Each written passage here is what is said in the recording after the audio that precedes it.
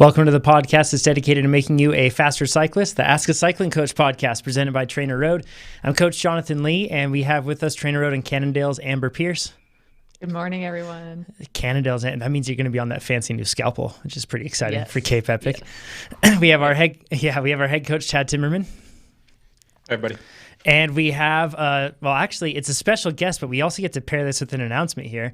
We have Orange Seal and Specialized Alex Wild. What's up, Alex? Morning, guys.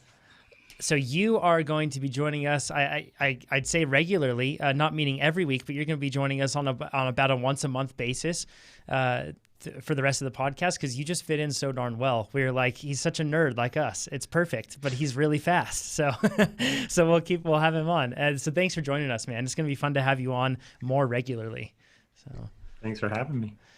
We're going to talk about racing at high elevation, learning to suffer, plenty of other stuff today. It's going to be a good podcast. A couple of things to take care of beforehand. Head over to TrainerRoad.com. One of the things that's on there that we don't talk about a whole lot, even if you are a subscriber to TrainerRoad, you should definitely send your friends to this too, but we have a strength training calculator on there. It was actually like a side project.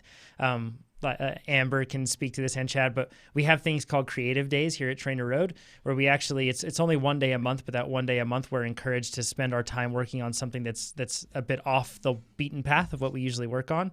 And this was one, so shout out to Dom, one of our awesome designers, I believe, and I'm sure there are others involved in this, so please forgive me, TrainerRoad employees, that I'm leaving out on this, but this is one of their side projects that they built up, and there is actually a strength training calculator on there so that you can get what sort of benchmarks you should use for motivation depending on the type of rider you are.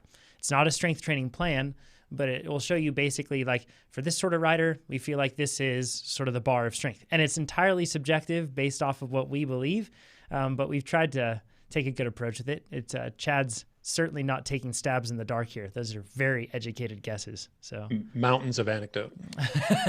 That's it. So, but yeah, you can check that out. You can build your own plan on there. If you're not a TrainerRoad subscriber, go on there and build your own plan with Plan Builder and use it like, when you're building up the Tesla that you want to buy or something like that. You can build it up and then you can see what your training would be like for the year. It's all cool stuff. So TrainerRoad.com, check it out.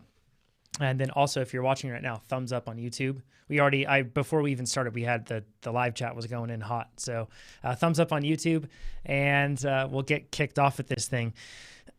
First to mention here is the fact that, and Pete might kick me for this one, so I apologize, Pete. But we have our iOS app is being redesigned right now. Android will be coming thereafter, and we've mentioned this in passing before on the podcast, but it's now in a private beta, and our goal here is to expand the size of that private beta as time goes on until we make it like a public beta and or go to production. So exciting stuff, and stay tuned to the TrainerRoad forum for more information on that. It's Pete and the whole design team and development team. There's too many people with hands on this project to mention everybody, but thank you everybody here at TrainerRoad because that's been a long project and one that's really going to pay off because it's an awesome app. So those are the folks that they aren't the public facing part of TrainerRoad, and we should give them more exposure for sure. So because they're the ones that make it all work. Okay, Chad, you have a quick announcement. Yeah, I just wanted to say a quick happy birthday to Johnny Peachel. Up in BC, good friend of ours. We've talked about him before. They own the Powder Creek Lodge. And that's it. Just wanted to wish him a happy birthday. So happy birthday, old man. I think he's actually younger than I am. Honey, you're so sweet. Happy birthday, John. It was yesterday, but happy birthday just the same. That's awesome. Great people. And happy birthday to anybody else here. I thought about this the other day. I was like, man, we should somehow get the birthdays of our podcast listeners. But then I thought you probably would think that would be super creepy for us to log your birthdays and everything else. So I don't blame you if you don't give it to us, but maybe we'll do that someday so we can shout out some birthdays on here. I want to take some time to talk about something that hopefully it's going to be my experience here, and we can all jive around this, but it actually reflects like a lot of questions that we've been getting lately. And a lot of those questions, because it's coming to the end of the season, and a lot of folks have trained diligently through the season with held fast hope on their events happening, and then they just kind of fall like cards in front of them as they get closer, and they're canceled or delayed or canceled. So a lot of people are wondering, what do I do with this fitness that I have? And I actually I pulled an audible really early on in the season, and I was like, I'm not going to just hope that events happen, and I'm going to make it something I can control, and I'm going to make my own silly event. So this week I've been doing a solo stage race, which is, I know it's ridiculous. All of you, by the way, all of you jokers on my Strava and Instagram have been asking me how I'm doing in GC and stuff. But I've been doing a solo stage race, and it's been a lot of fun. And actually, Alex, you did this right with kind of like Cape Epic, in the sense that you basically like set up what you felt like would be somewhat representative of what you would experience. How did you go about organizing that and figuring out what you wanted to do? Yeah, originally we just had the idea of, similar to you, we wanted to build up to something, right? Like we saw our races getting canceled. We were pretty sure like everything for the year was going to get canceled or moved. So, I mean, it's fun to use fitness. So we decided we'd give it a shot. And Daniel and I, my training partner, want to do Cape Epic at some point, whether it's in the pros or amateurs after I retire, quote unquote. But so we set that up. Originally, it was going to be trying to like match exactly the elevation and the distance, but the area we were in, we were always getting more climbing. So we just tried to make sure we hit the distance profile. And so we just did 8 days straight of stage racing with similar to what the Cape Epic would bring. So like we had the prologue, and then we had the second individual time trial that they had on the same day. I think it's the 4th or 5th stage.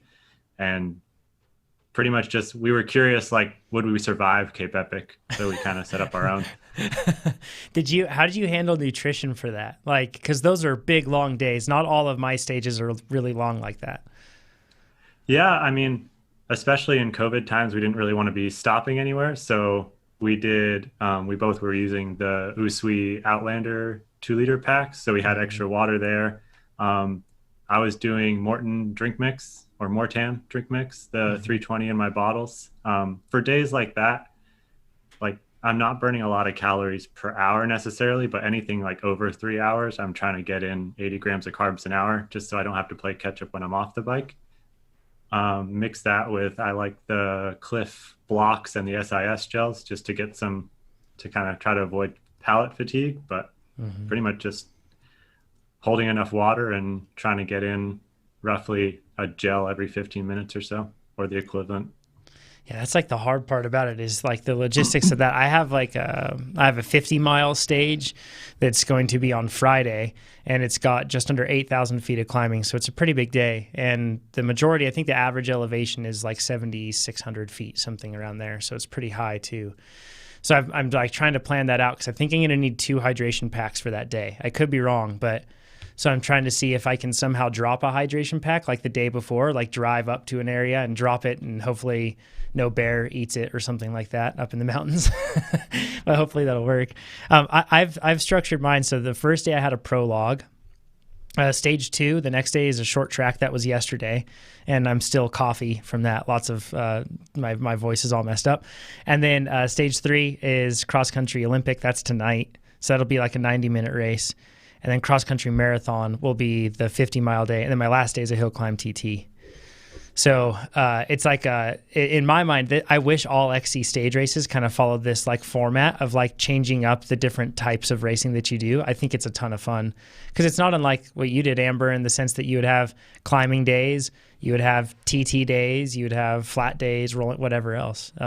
Yeah, stage races can be a definite mix for sure. Yeah, rather than doing the same thing every day. Or if you want to do the same thing every day, do that, whatever it is. But I hit PRs last night, which was awesome, like all-time PRs. I think I did just under 450 watts for 2 minutes, which was good. And that was up at like, high elevations. So I completely exploded myself, and it was just a flat sack of human after that for the rest of the race. But for the KOM. Yeah, and I got the KOM. So, and that's kind of the fun thing with this, right? Like you'd set some fun goals within the races to motivate you. And actually, and if you go to my Strava, you can see this, or my Instagram, but the way that I did the short track, because racing short track by yourself is a TT unless that just ends up being a TT, and short track is never like that. So I had, my son and my wife were up there with me, and Simon would blow a whistle, but that was kind of hard to hear. But he would blow a whistle, and Sarah told him you can only blow it 1 to 3 times a lap. And every time he blew a whistle, I had to attack for 15 seconds. So what Sarah did, though, to make sure that I heard it was she would send me a text every time that said attack. So it'd pop up on my Garmin to attack. And one time she made me attack 3 times within like the space of like 1 minute on a lap. So it was like 45 seconds out of that was just attacking. And it was so hard. Like, I was completely shelled. It was probably a slower way to race it because in between I was completely, boxed, but it was a ton of fun. And it was a fun idea of maybe how you can involve your friends. And I guarantee you your friends would really be into the concept of forcing you to attack at different times. So, yeah. I have a question. And I know you're only 2 stages into 5, but do you think it's going to be pretty close? Like it's going to come down to that final time trial? This guy. Yeah. Just saying, it's you keep calling it a race. And yeah. I mean, I'm pretending I'm doing everything in my mind. Imaginary friends, the whole thing, imaginary enemies, whatever needs to happen. I think it's awesome. I applaud it. Yeah, COVID times. So if you're listening to this and you're hoping to get some sort of an event out of all the fitness that you have, then you can always just plan one and go for it. So whether it's a stage race or whether it's just a single race, whatever you want to do, come up with something fun and a fun way to make it hard too. I don't know, if you live in the South or something like that, attack every time you see a church. You'll be attacking a lot, but something like that, make something fun out of the experience and use your fitness. And I guarantee you're going to get some PRs. So I'm going to, that cross-country marathon one is going to be hard. And the final day, the hill climb TT, it's a 12-mile climb, but I climb from about like 6,000 feet up to basically 11,000 feet. That's going to be really, really hard. I'm going to be so wrecked after that, but hopefully I can recover well. Is it still on track to be really hot this weekend too? Yes, it is. It's supposed to be I think around 100 degrees, right? Somewhere around there. Yeah, so rip me. Hopefully I don't completely ruin myself from this. But anyways, a good point to add there. Let's go into Brent's question. He says, I'm currently working through base phase of a high volume Century plan, 230 to 251 watts in my first 6 weeks. Way to go, by the way. That's awesome. Yeah, super impressive. That actually is really similar to the Successful Athletes podcast that we just recorded this past week, which you should totally listen to. So that one was a ton of fun with Brad Kondrasik, and he's an athlete that went from his FTP and his weight matched at 265, and now he's 365 for his FTP, and he's down to below 230 pounds as well. So made a ton of changes. There's no riders hate him for this one easy trick. There's none of that. Like, it's just diligence, and it's him getting in the work, and he talks about how he does that. So everybody should listen to that. Link will be down in the description below, Successful Athletes podcast. So Brent says, I can dedicate 20 hours a week to training. I'd also like to incorporate a couple of runs each week if it doesn't negatively affect my cycling performance too much. That's like, there's a lot of cycling memes in all of this right here. He says, what modifications to my plan would you recommend? So just to recap here, he's going through sweet spot base high volume, or he went through the base phase of high volume, and now he's going into, I guess, the Century plan here. But he can dedicate 20 hours per week, also kind of wants to run. So what modifications would you recommend, Chad? Yeah, honestly, if I could just recommend one thing, I think it's an easy thing to overlook. And even in the planning meeting, we overlook this, is to sleep more. So unless you're already getting 9 hours at night, and not too many of us are, sleep more. And that might mean for a little while just staying in bed longer. Sleep may not come just right out of the gate, but sleep more. Even if ideally you can push yourself up to 9 hours. I know some people, I think even Nate tries to shoot for 10. So when the training load's high, they try to make sure, there you go. Try to make sure that we're getting, somewhere more toward 9 to 10 hours than that 7 to 8 or 6 to 7 that a lot of people usually, that's all they can cram in there. But if you have the luxury of more time, dedicate some of it to more sleep. And a couple of tips in the direction of doing so is you don't just get into bed and expect to sleep an hour longer. That's not typically how it works. It's a transition.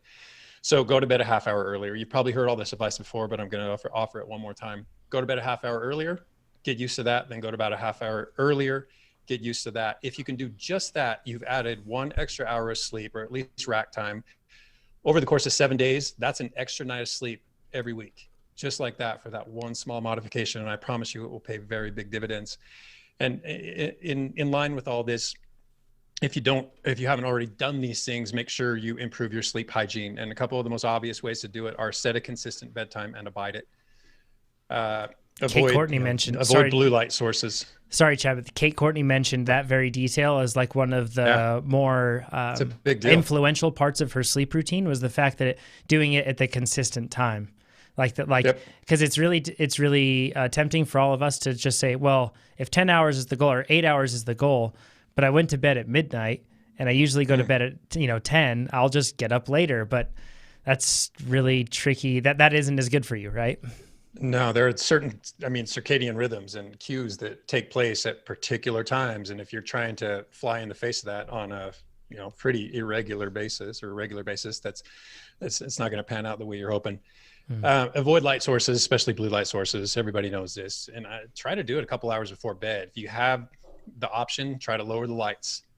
Meditation goes a long way, man. Amaret's been meditating and she has more deep sleep in a night than I see in a week. Sauna time. If you're going to do sauna, if you're spending time doing heat training, or you're simply, the person who spends time in a sauna each night, that's a good way to kick off that temperature increase and then the temperature drop that cues the sleep that we're looking for, the deep sleep. Especially a hot shower can accomplish the same thing, and then a cool bedroom, especially if you're a hot sleeper. Falling asleep while you're too hot. Right now we've got a lot of smoke in the air and the temperature outside is sky high. And as much as I hate running the AC all night, that's what we've been doing, and sleep's been good because of it. It hasn't been affected. But that temperature drop is a big deal. And then, like I said, just make yourself stay in bed for a little while. It might not be sleep, but just stay in bed. Just get used to it and force yourself to do it. Because if you give yourself the option of getting up, I'm an hour early, but I'm not going to fall asleep again, you'll get up and you're never going to reestablish these patterns. What sort of... And sorry. Go ahead, Jonathan. I was just going to ask one tip on this, and ask for Amber and Alex for your recommendations in this. When you're training and you're carrying a training load, like all of these things, like you're mentioning, Chad, it can be really difficult to go to sleep, especially if your workouts are later. Like whether it's because your legs just feel almost like that half asleep feeling where they're a bit tingly and uncomfortable because of the hard workouts, or whether it's just because the workout was late and you're too revved up. What tricks have you put in place to be able to make yourself go to sleep on difficult nights when you're in the middle of either a race or a training block? Amber, did you find anything that helped when you were going through your racing career? The consistency piece is huge. And I always found that there was like this bell curve of being able to fall asleep. So when I would get into training at first and, just to some extent, sorry, my headset's talking to me. So at some point, like, a little bit of training would make it much easier to fall asleep. And then as the training ramped up or the intensity of racing ramped up, it would get much, much more difficult to fall asleep. And to not stress out about it, just go to bed at the usual time.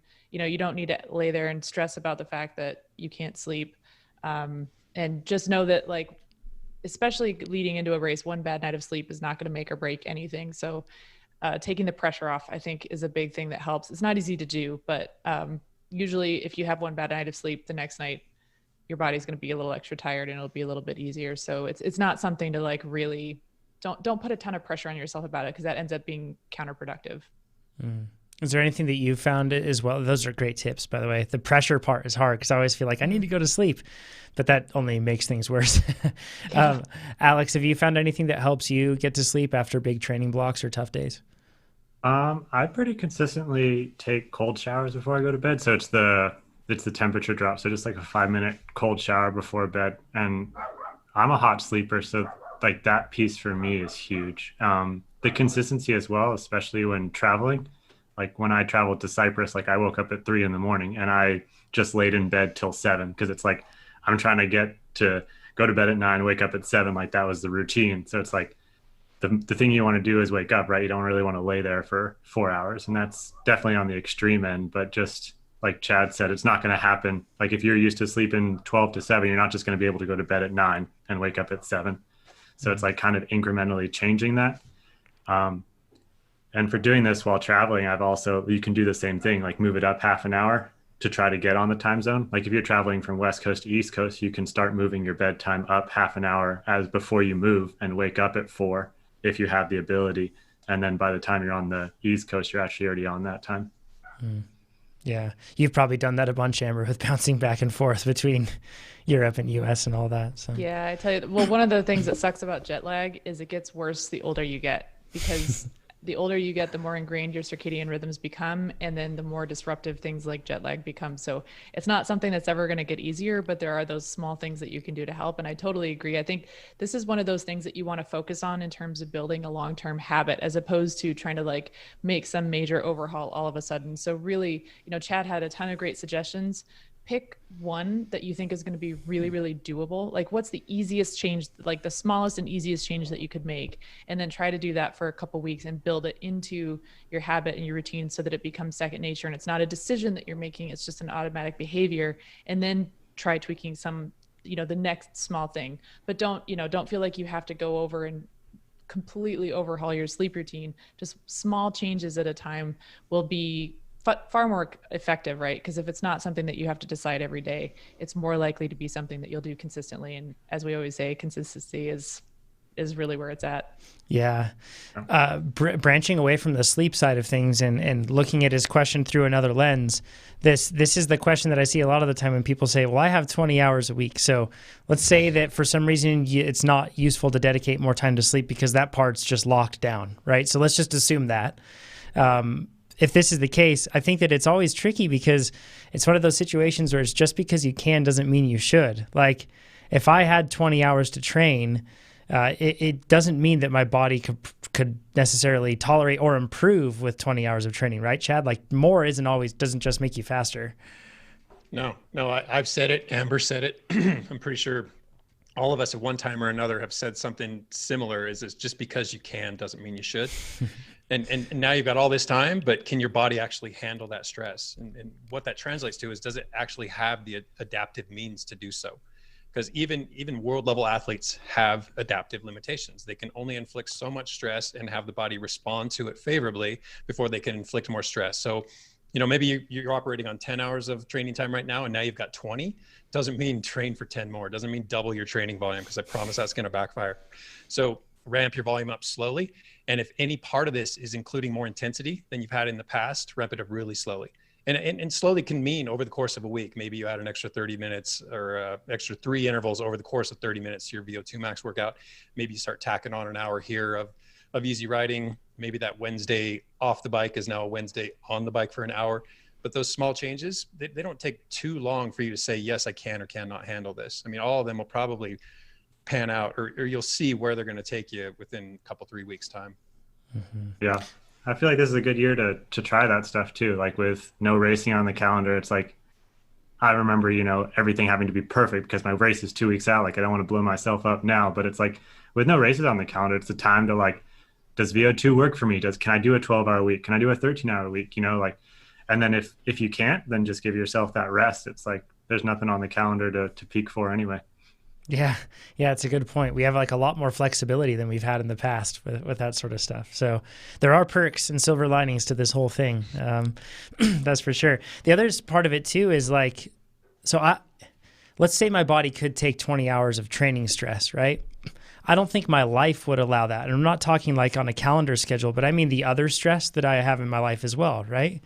And you don't have to have 5 kids and 4 dogs and chickens to be able to like say that you have a lot of stress or something. It's everybody has a certain dosage that's probably meet to their abilities to manage at this point, because we generally kind of hit a stasis around that. Like we kind of get as much stress as we can handle, and then we kind of float there, and every once in a while it spikes above, sometimes it spikes below. But that's another thing to think of. Like, and a lot of this goes into thinking, well, I did it before, so why can't I do it now? And I'm sure, Amber, for you, is probably a similar situation. It's like you used to be like, 20 hours a week, no problem. But now, would it be harder with your job, I assume? Yeah, I think physically it wouldn't be a problem. But then there's the emotional and mental stress that go along with that. Having a full-time job is a lot of mental, focus that's demanded in a way that's really different from what I used to do. And off the bike stress, it's going to vary a lot. So it's something that you need to take into account. And if you're looking at, for example, you want to start building up maybe volume or intensity. So you're looking to make this kind of like ramp up in a way that Chad's describing. Your off the bike stress is probably going to vary a lot from week to week, and that's okay. Just, so it's okay if you need to modify week to week or even perhaps day to day. It's totally fine. That's normal. That's life. We're all human beings. We're not robots. Just because you set a particular trajectory doesn't mean that you have to stick to it, and also doesn't mean that sticking to it is the best thing for you to do. So remember that even if you're making a smaller gain this week than you made last week, it's still a gain, and focus more on the direction that you're going rather than the magnitude of the gains that you're making. As an example, so let's say you need to adjust the rate of a TSS increase week to week. Just because you didn't have the same jump between last week and this week as you did between the previous week and last week, it's still a gain. You're still progressing in the right direction. So look at it more in terms of, are you moving in the direction of your goal, and focus a little bit less on the magnitude of distance that you're tracking with each workout or each week. There's also like an element of this that when you train more, there's also more emotional stress. And we were talking about this actually in the planning meeting about how, when I go through like a really hard VO2 workout, I just put myself through an emotional war zone, right? Like there's a lot going on inside of me during that time where I'm trying to get more out of myself, but self versus self, one side of self is going, this is way too much and I can't handle it, and it's too much stress. And I'm saying, stay focused on the task. You can do this, pull yourself through it. It's exhausting. It's not unlike, going through an argument with somebody and how stressful and difficult everything feels thereafter. And it's the same thing. So you have to think of that too. There's like, yeah, I could physically handle 20 hours, but especially like Chad said, a key point earlier on that may have not been gathered here. If not just volume is increasing, but intensity is increasing as well, that means that this training is going to be more stressful on you. So as a result, like you have to think that it's not just that the training stress is ramping up, but as you do more intense training and pack more of it into a shorter period of time, your emotional stress increases dramatically. And that has a way of affecting other sides of our life as well. So yeah, that's an interesting way of looking at it. Like even if we artificially bin off the bike stress, we'll set that aside for a second, and we're only looking at on the bike stress. To your point, we talk a lot about sympathetic activation in terms of the physicality of what we're doing, but there's also an emotional sympathetic activation going on, which is the emotions that are around that fight or flight, activating and marshaling all those resources to get through a really, really hard, a really intense workout. That's very emotional. And that's not something that we usually talk about, but it's something that we like to separate, right? Like, oh, there's the physical stress and the mental stress, but they are very much connected because you can't have one without the other. Mm-hmm. And it's also like, it's worth saying that when you can complete those workouts and it's within your bandwidth to be able to emotionally manage that and physically manage that, man, it feels great. And the reason a lot of the time that it feels so great, and the reason that you should pat yourself on the back, is because you did just go through something physically and very emotionally hard. So that's why I think one of the reasons why we get this emotional high is because we're able to go through that sort of internal conflict, but then resolve it, right?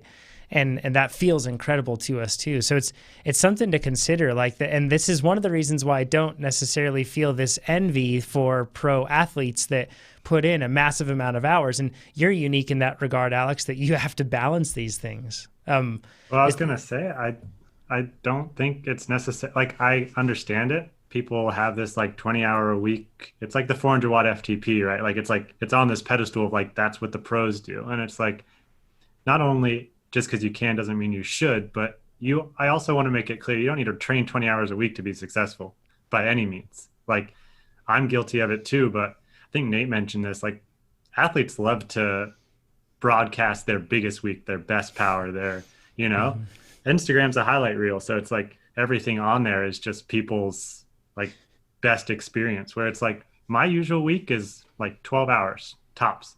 And it's before I would extend the ride time to 20 hours, I would spend some time rolling. I would spend some extra time sleeping. I'd spend some time in the boots. I would throw more recovery aspect in there. and pack more intensity into those 12 hours and see if I could handle more workload before I was wanting to handle more hours. Actually, and that's a great point. And we'll kind of like in our doc, everybody will kind of bump running down just below on this, because that's like separating training time versus time on the bike. Like a lot of athletes say when they come into TrainerRoad and they're about to sign up, sometimes they'll send our support team questions, which is totally cool, by the way. Our support staff is awesome and ready to help with that. And a lot of the time, Chad or myself, somebody, we all like chime in as well and helping those support agents answer those questions. So to be clear, the best spot to answer or ask your questions is trainerroad.com/podcast, and we can get them through here. But when that happens, a frequent thing that we see is a person says, hey, like, I'm doing 20 hours a week, and looks like your plan, like the highest plan is going to have me going for somewhere around like 6 to 8 hours a week. So what do I do? Like, I can tolerate a whole lot more. But there's a key thing here, and you have to separate just time on the bike versus training time. They're two totally different things, right, Chad? Like you can't just treat them all as the same. Yeah, for sure. I mean, I think with 20 extra hours, the assumption is that I'm training 12 hours. Now I've got 8 more hours. How am I going to spend those 8 hours? I'm going to dedicate 3 of them to endurance. I'm going to dedicate 2 of them to muscular endurance. And you get it all mapped out. And then you realize there's a lot of other components. There's a lot of other cogs in this machine. I've got, if you're a multi-sport athlete, I mean, we're talking cycling here, but you got travel time to the pool. If you're even a cyclist, you got to get your kit together, get your shoes on, get your energy foods, even if it's 5 or 10 minutes of setup. And then at the end of it, there's the other side of things. And then there's the post-workout shower. But all these things accumulate time and cut into those 20 hours really rapidly. Yeah. It's tough to manage. And remember that when you're just riding your bike, it doesn't mean that you're training. And it doesn't mean that you can spend that same amount of time all with structured training. Structured training doesn't necessarily mean high intensity. It could mean low intensity, right? But the important thing to remember is that it's still structured rather than just pedaling as you feel. And that makes it usually a whole lot harder to go through. Yeah. So the point stress. To one of the things that Chad's talking about here, in addition to looking at this in terms of training stress and recovery, another important aspect to train is the transition from the training to the recovery, and training your flexibility in terms of your ability to switch from sympathetic to parasympathetic or back again is really, really helpful. So when you're done with your workout, being able to have a moment and dedicate time to transitioning out of one state to the other, resetting back into parasympathetic, that will help your system move more fluidly between the two states, which is a huge, first of all, it's a huge life benefit. But in terms of performance, it's also really, really helpful, because there are very few races where you're attacking every second of an entire race. There's always going to be these little micro recovery sections, whether it's between 2 attacks and maybe it's only 5 or 10 seconds, or it's on a less technical downhill, or it's on a flat section where you can really just get into a rhythm and you don't have to be as on, and you can maybe take a break and eat something. But the more that your body can switch between the parasympathetic, sympathetic, and you can flip into parasympathetic, maybe even mid-race, and get a little bit more recovery than the person next to you, that's a huge, huge benefit. Yeah, that's also like something I've noticed. And it's been hard to manage with family a lot of the time, because I'll come home from a workout or I'll get out of the garage and have just done a hard workout. And I feel like I kind of need some time to like rev down. Right. But then, Simon wants to play, our little guy, or I need to do chores or do something like that, or work is calling my name, something like that. That's another big thing to keep in mind. And like you kind of hinted at, Chad, it all tacks on time to this training experience, because revving down from that. Also, it's really important to not just think that you need to be a machine and be able to just training done, like turn the page. Now I can continue and move on to the next thing and be unaffected. Like, it's hard. Then giving yourself a little bit of time can be really helpful. I mean, that's honestly, shower time that's why it's really good to be able to plan some sort of a shower right after, if you need privacy, to be able to you're a busy mom and you have kids always asking for you. Maybe after training, you just always plan to have that shower, so then you can physically separate yourself from the other demands and give yourself time to rev down, something like that. But I think that is an important point, because I feel the pressure all the time to just be like, well, I should just be a robot. Like, this should be a part of my life, and I should be able to just separate it into chapters and carry through. But everything kind of does, bleed together with that for sure. Chad, I jumped out of line here. Do you want to cover the running portion now, and then we'll continue on? Sure. Yeah. Actually, let's save that for just after this next point. Cool. Just the training mix considerations. And Alex already mentioned that rather than dedicate more time, he'd rather see if he can dabble in a little more intensity and see how that pans out. And that's one of the two ways I see to go. The other would be to add on easy mileage. And I think that's the safer get. And if you want to occupy that time with time on the bike, it's probably the way to start.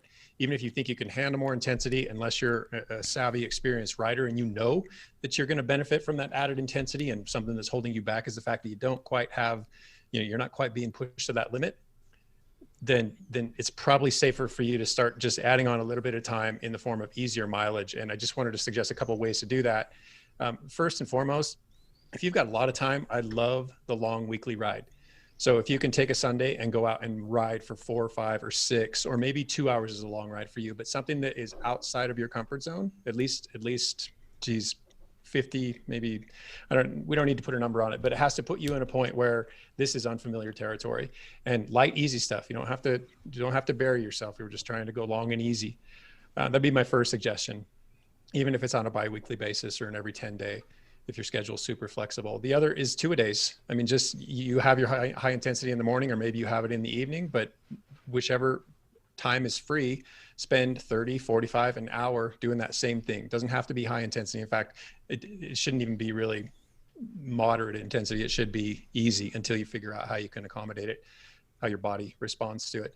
The other is those fasted morning rides. I mean, that goes in line with the 2-a-days, and they convey a lot of benefit if you can make yourself get out of bed, get on the bike, do that easy work.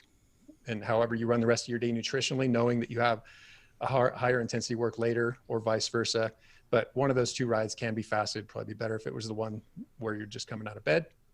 And then the probably the easiest get is just extend that recovery at the end of any workout. Tack on 10 minutes, 15 minutes, 30 minutes, 40 minutes, set the intensity where it's easily manageable, and then just see how you respond to what may amount to 3 or 4 or 5 extra hours by the end of the week. Yeah. This is probably the most measurable, or I should say like incremental way to be able to add stress upon stress, right? And to be able to add it in and measure and see. And it's important also to not just probably take judgments off of one workout, but to actually look like, okay, so I didn't just do my first morning ride and it went perfectly well, so then I'll tack on many more, but it's probably worth you working that in, slowly but surely still. Because it's super tempting to, once you do it first time, and if it goes really well, to just sign on board and throw it all over the place. Or vice versa too. If it goes really poorly, it's like, never doing that again. But it's something that you should definitely look into, figuring out how it works. If this is new territory to you, play it more cautiously than someone like Alex can, who's got a lot of experience to build on. Mm-hmm. Yeah, I really like the incremental approach to that. And I think one of the things that should be taken into consideration here too is just the time buffer. So as an example, if you have an extra 20 hours in a week, maybe not scheduling every minute of that and allocating all of that to some aspect of training, whether it's on the bike training, off the bike training, recovery, because there is something to be said for having a little bit of time buffer just for scheduling unexpected changes to your schedule. So for example, if I'm going to just, take a different time scale, if I'm going to go do a 5-hour ride, I'm not scheduling that for 5 hours on the nose. I'm definitely scheduling in some buffer in case I flat, if I need to stop and refuel or fill up my bottles. You just never know what can happen on a ride. So I'm going to add in a little bit of time buffer there into my schedule. And then that way I'm not really stressed out on the bike if something happens. And the same thing goes for a week-long schedule or a month-long schedule. If you have the luxury of having a little bit of time buffer in there that can help you accommodate unexpected changes, that's a huge stress reliever. And again, relieving some off the bike stress will definitely be helpful for the quality of the training that you're actually doing during the week. So that might be another thing that could be a valuable use of your time, is to just not schedule it. Yeah, we've mentioned this before, but consistency is largely the most impactful thing a person can have on their training. If you can train more consistently, like when we look at like those that are improving their FTP on an anonymous and very large scale, we see that consistency is the overbearing, overbearing consistency, if you will, amongst all of those people, and that it's a real thing. And man, like I can fit in a high volume plan, a TrainerRoad high volume plan according to the numbers every week, but I don't. I follow a mid volume plan because I know that consistency is important, and some weeks I might even not just have time for a low volume plan, and some weeks I'm going to have time for a high volume. But if I plan to give myself that cushion room like you're talking about, Amber, chances are my training won't be as derailed.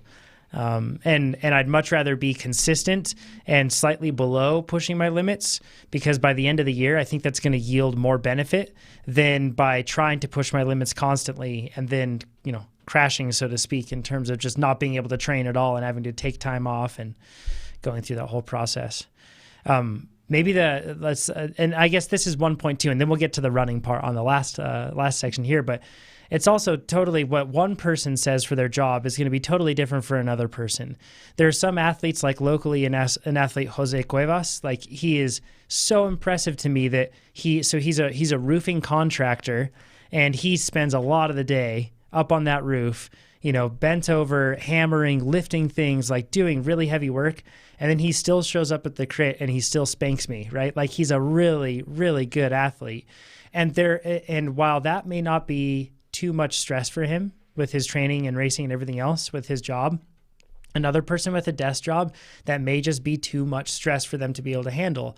And because it's all relative to the individual and what's going on. So you do have to consider like the nature of your job, and if that nature will change over time as well. If you have a seasonal work, you're an accountant, and Aprils are just nuts for you, right? Or something else like that. These are all things you have to take into account. Our lives aren't static, but they definitely, above all, are not comparable one to the other. It all changes. So one job might be easier than another.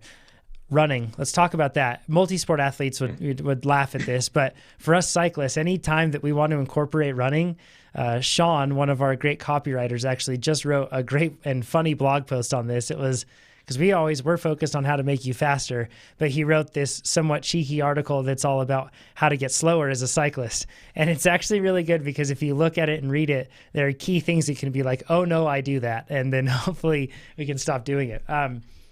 But within that, like one of the main things I feel like is that a lot of cyclists do is like, I'm just going to incorporate some running. I'm just going to do a couple of runs. And like every time it's like the undoing of everything that has to do with your legs and body, right? Because we're not used to it. It sounds so innocuous. Like I'm just going to run a couple times. Maybe I'm just going to do a couple 20 or 30 minute runs. But the abuse that can inflict on a body that is not used to that form of stress can be a really big deal. And it can absolutely derail your cycling progress too. So Brent, the question is, do you have a run background? Because if you do, you probably know, what you can get away with initially, and then, see how that first week or two go. But if you don't, then you have to weave it in gently. And I would suggest starting with one. And I know to some, it probably sounds shameful to run for only 20 minutes, but keep it to 20 minutes. See how that goes, especially if you're on varied terrain. Because if you're running downhill for any of that 20 minutes, it's going to take a far heavier toll than either uphill or flat running. Secondly, maybe it's just cross training. And if that's the case, there are a lot of ways that you can cross train. It doesn't necessarily have to be running. I do understand that it's the most accessible. Requires the least amount of equipment, and it's super easy to add running in terms of scheduling and whatnot. Or maybe you're just aiming for variety. Excuse me. In both those cases, though, I would still steer you back to strength training. If it's not already part of your program and you have the time to dedicate to it, forget the running. Focus on being a better rider and add in some strength training, because that'll pay bigger dividends than the running will. And it impacts it affects your joint health. And a lot of the things that you look for in running will be conveyed with the strength training, added to the other benefits that come with strength training. Alex, your partner. I will just say, I would be absolutely destroyed if I ran for 20 minutes. Like that would destroy me for a month. I was going to ask that, Amber. Exactly. Which pro cyclists, when you were going through with your pro career, was it common for pro cyclists to ever run?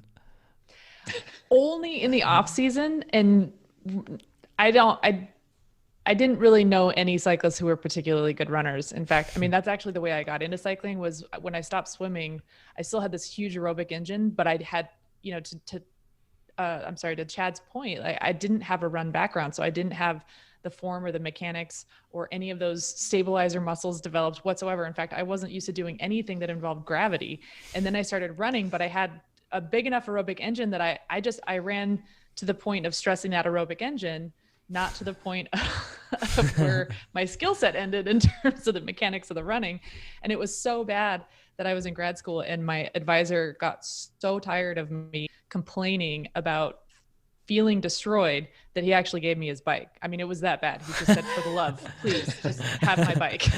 Try something else. This is awesome. Clearly not working for you. Alex, it can get ugly quick. I'll just say that. Oh, it's so bad. And like to your point too, with like pacing, like when you go out running, it like you'll probably be able to run faster than an average person at first too, right? Which is not a good thing. Yeah, exactly right. Yeah, don't get carried away with the pats on the back with that one. Be like, whoa, rein it in. Like when I'm thinking about triathlon in the future for us doing triathlon training, which actually once we get into like late October, I'm going to be this person here. I'm going to be working and running very slowly, but with the intention that when a year wraps around and we actually start training in earnest, that at that point, hopefully I can run once a week and not be completely destroyed. Right. So to kind of build up some sort of background on this, but when I go out and run, it feels really good to run at like a low 6-minute pace because I'm used to like a certain amount of aerobic demand and intensity from cycling. But I'm forcing myself to run at 10-minute pace and like super slow and to only do a mile and to like just, very slowly, gradually work that up. Alex, your partner, Jen, she runs quite a lot and she does some crazy trail runs too, by the way. Did she ever bring you out for running? And then how do you manage that with your training? Oh man, a lot is an understatement. Yeah. She's currently training for 100K, which just blows my mind. I don't even know how to start running 63 miles. Yeah. She gets me at my weakest. I take 2 weeks off the bike every year, and she knows just a week into that, like I'm just recovered enough mentally that like I'm itching to do something, but I can't ride my bike yet. So she starts like, you want to run a 5K? You want to run with me today? And then I finally break down. So I do a 5K a year, and every morning, the next morning I wake up a brick and she has to like push me out of bed to get started. Yeah. Yeah, it's definitely something that for us cyclists temper that temptation to just become a runner all of a sudden. So yeah, I don't know what you mean by comfortably running 6-minute pace though. I struggle with 10-minute pace, full gas. So yeah, running is hard. Let's go into James' question. He says, I've just done a massive bikepacking trip, 1,000 miles and 70,000 feet of climbing. Long days in the saddle, racing up climbs against mates. His question: what is the best way to recover so I can get back to hard structured training in the best way? I've only seen info before and during training camps and races and not after. And he says, also training the energy systems like you do there at TrainerRoad. And he says that in quotes because that's what we say. We train energy systems. That's our focus. He says training the energy systems works. Says I didn't do a workout that was more than 3 hours, yet I managed to do 10-hour days with some big efforts thrown in. And obviously he was able to make it all the way through, which is pretty impressive. So thanks for the help, guys. Absolutely, James. We're intentional about that approach. Definitely not shooting in the dark. So there's science to back it up. So we probably have to operate on some assumptions here. A bikepacking trip being 1,000 miles and 70,000 feet of climbing, we'll assume that this is like a 7 to 10 day block, whatever it was. It seems like this is his first go at some sort of a big effort like this as well, some sort of big block. For those of us listening to this that haven't done a bikepacking trip like this, we should probably be thinking of that big training block we're planning or have done, or that stage race we're planning or have done, something along those lines. So then we can find a point of relevance with this. But probably like the first things first, you have to think about like the goal behind all of this. So you've just done that huge amount of training for one reason or another. In this case, it sounds like it was just enjoyment. But in some cases, you'll be doing these sort of big blocks because you want to stress this particular energy system in a particular way for a specific period of time. And you may have something else coming back up. So suddenly urgency is brought into play and timing and scheduling and everything else. So clearly the answer after doing a big block like this is, take time off. But it's more complicated than that, right, Amber? It can be. Yeah. I mean, the focus needs to be on recovery, and recovery can be a lot of different things, right? It could be no riding. It could be easy riding. I think in general, I think it's important to restrain yourself in some way so that your body and your mind can recover from this. And I think importantly, you want to feel really motivated and really eager to return by the time you get back to structured training. So that's kind of the big picture goal with this. And I think another aspect of this, in addition to recovery, is recognizing that all of that work that you did in the previous week is intended to trigger physiological adaptations. So you want to make sure that in this time that you're recovering, you're really focused on absorbing those adaptations, absorbing that stress in a really healthy and productive way. But you also probably learned a lot in terms of mental and emotional skills too. So what are the lessons that you learned? Are there some things that you learned that you can really apply moving forward to grow yourself as an athlete and develop yourself as an athlete? So taking some time to kind of think about those things and let those things settle in with you it sounds a little woo-woo, but I think it's actually really important. One way when we were talking about this earlier, I was kind of thinking of this as a reverse taper. So if you think about tapering, it's a really, really individual experience. And what works for one person isn't necessarily going to work for another. So some people really have good luck and good outcomes with a ton of rest. Other people need to keep their legs going in some form or another, or they're going to feel really blocked up and flat. So I think a similar principle applies here. So it is very individual, but generally, as general principles apply, as we always like to fall back on general principles. So the big general principle is the recovery, feeling motivated when you come back, and really getting the sense that you're absorbing the work that you did, the lessons that you learned. By the end of my career, for example, I could definitely take a full week off, something like that. If I did a huge 7 to 10 day block, I could take a week off the bike completely and come back firing. But that's me. And if I reflect back on the very beginning of my career, I'm not sure that would necessarily have been the case. But again, that's something that's highly individual that you can experiment with. I'll just share a quick story. The very first time I went over to Europe, we did this huge block of back-to-back stage races, and it was at a much higher level of intensity than anything I had ever encountered before. So I learned a whole new level of suffering on that trip. And then I flew back to the States, and at the time I was living in California, but we had a big race block coming up on the East Coast in Philadelphia. We had the Philly Triple Crown, which included a crit in Lehigh, and then we were going to go to Philly to race the Philly bike race. And I remember I was staying with a host family in Philadelphia leading into the Lehigh crit. And I was so smashed from this block in Europe. I was jet lagged. I was utterly destroyed. I didn't touch my bike for close to a week. And it was also about that time that I discovered the combination of Nutella and peanut butter. So I literally spent a week eating waffles with a mix of Nutella and peanut butter and laying on the couch. And that was it. And then I went and raced this. I think I did one shakeout ride before the Lehigh crit, and I felt amazing. I mean, because I had discovered this whole new level of suffering, I remember the whole time being in that crit and just thinking, okay, when's this going to get hard? When's this going to get painful? When are we actually going to go? And I ended up doing a monster attack at the finish, leading. I almost lapped the field, set up a teammate for the win. It was a super fun race, and it felt like a breeze. And that was with virtually no riding the week before. That's me. That's not necessarily going to be the case for everybody. So the detraining process is going to vary for each person, but I think in the big picture, you can kind of give yourself a break and play it by ear. If you really don't feel like riding that day, don't ride. If you're starting to feel kind of flat and meh, get back on the bike and take it a little bit easy. But just ride to feel good. Kind of listen to your body, let your body lead the way in that recovery process. That's a huge point. Like it's almost like you'd undo the work you've done, right, Amber? If you just do all the work and then try to continue on. Yeah, and you need to absorb. That's kind of like a temptation to do though, right? Because sometimes you're going through these camps and sometimes bodies respond well to stress, and you find yourself like at your fastest actually at the end of those blocks. And suddenly you get a few PRs and you get maybe like you're close to a KOM time, and you're like, I could rest, but it's just one KOM. And then you end up then it's just the addiction hits, and then you can't stop chasing them, and you end up, undoing all the work that you did. So that is a really good point. Like, also, man, going back to what we did, this is a common theme here, but understanding stress and how training affects us, not just physically, but when you go through a big training block like that, you've probably also accrued a huge amount of emotional stress as well throughout that process. So it is really important to plan in with a block, not just plan the work, but plan the sort of downtime that you need. Even if that's just like, taking one extra day off of work or something before you return to the typical schedule that you have, that one extra day off after that sort of an event can be really, really helpful. Alex, how did you manage that after your Cape Epic block? Because that was a big block of volume and you carried on working and still doing everything that you needed to do with your job, everything else like that. So how did you manage that? What was your week like after?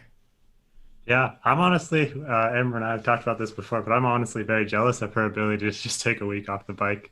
Like, I was like, you can just come back and race. She's like, yeah. I would come back and just be so blocked if I took a week off the bike. Yeah.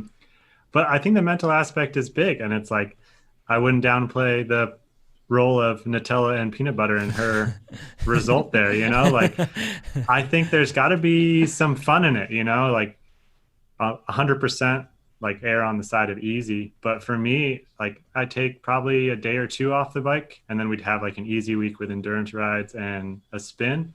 After the Cape Epic week, I was actually lucky enough that my brother brought me up to North Star and we did lifts. So it was just like low intensity for like, in terms of like aerobic, like definitely beat up my upper body, but it was just a fun day. Like, I just got to ride trails with my brother all day. So it was like, as far as like mental stress, it was like the opposite. So, and for me, like you were saying, like, you can kind of ride that high for a little while. And I think for me in that recovery week, it takes a bit for my body to be like, oh, sweet, I can recover. Like, I'll come into like Tuesday or Wednesday and actually still feel pretty good. And then my body's like, oh, we're taking it easy, I can recover. And then Thursday, it's like, oh crap, like my legs are so heavy. Yeah. So it's like, I think the big level goals are just like mentally, when are you ready to go again? When are you excited to ride your bike? And I think that's a huge sign across the board. And it's figuring out how you get there. I think Amber and I sit pretty opposite ends of the spectrum on how to get there. And there's a whole slew of space in between, right? You could take 4 days off and then start to ramp it back up. You could take 3 days off, or you could do a day off ride, a day off ride.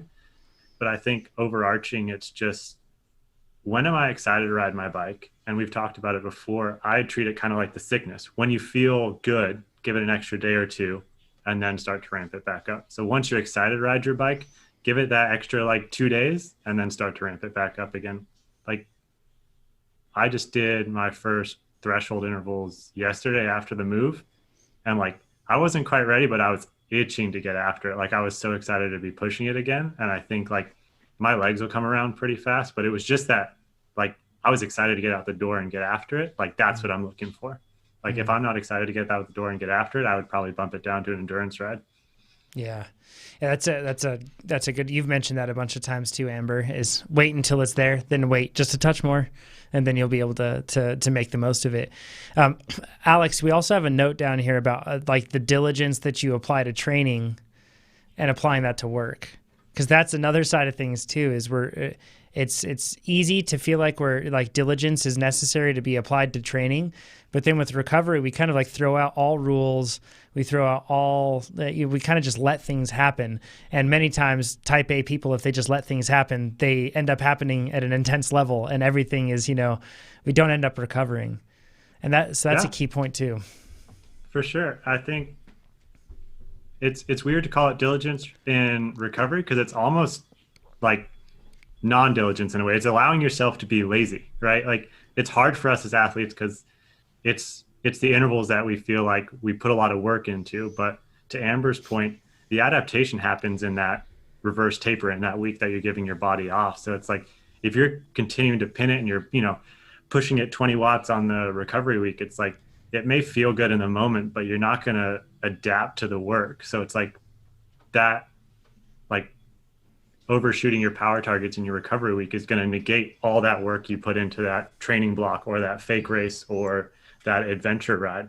So it's like the goal is to reap those benefits moving forward. So it's like just allowing yourself to, oh, it's a 60-minute spin, like 45 minutes is enough, like, oh, it's supposed to be 220 to 240, 220 is good. It's like, if anything, err on the easy side or downgrading it or taking the day off completely. Like, I think we're so used to trying to hit everything perfectly that perfect for a recovery week is too easy for us sometimes. So it's like, doesn't feel like an accomplishment, and we don't feel like we're pushing ourselves. So it's a little more difficult especially for athletes like me who are type A.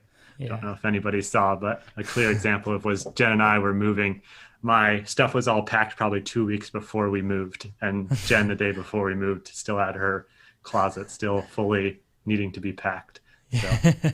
Yeah, that's how we work. We tend to like obsess over the details, but in some cases we don't. And then we end up finding ourselves putting in too much for sure. So yeah, allow yourself to be lazy. Now, Chad, there's science to this too, right? In terms of like looking at actually what needs to happen to your body in order for you to absorb that training stress you just dosed yourself with. Exactly. So first off, I kind of want to just make one observation in that while Alex and Amber seem to be at polar opposite ends of their recovery protocols, I found myself closer to what Alex described earlier in my racing career, and now closer to what Amber described later in my racing career. And I'm sure a number of things changed, that age absolutely being one of them, but it might also have been a process of learning too. I figured out that I didn't respond as quickly as I thought I might like to when I used Alex's approach. Maybe Amber 7 days off the bike, I can guarantee I would emerge flat. I'd probably benefit from doing it. Those first couple of days would be rough. But my point is I land somewhere in the middle, probably a little more toward Amber's side, but it changes with time, I suspect. Probably, and this is for me alone, but I'm going to guess that carries across riders.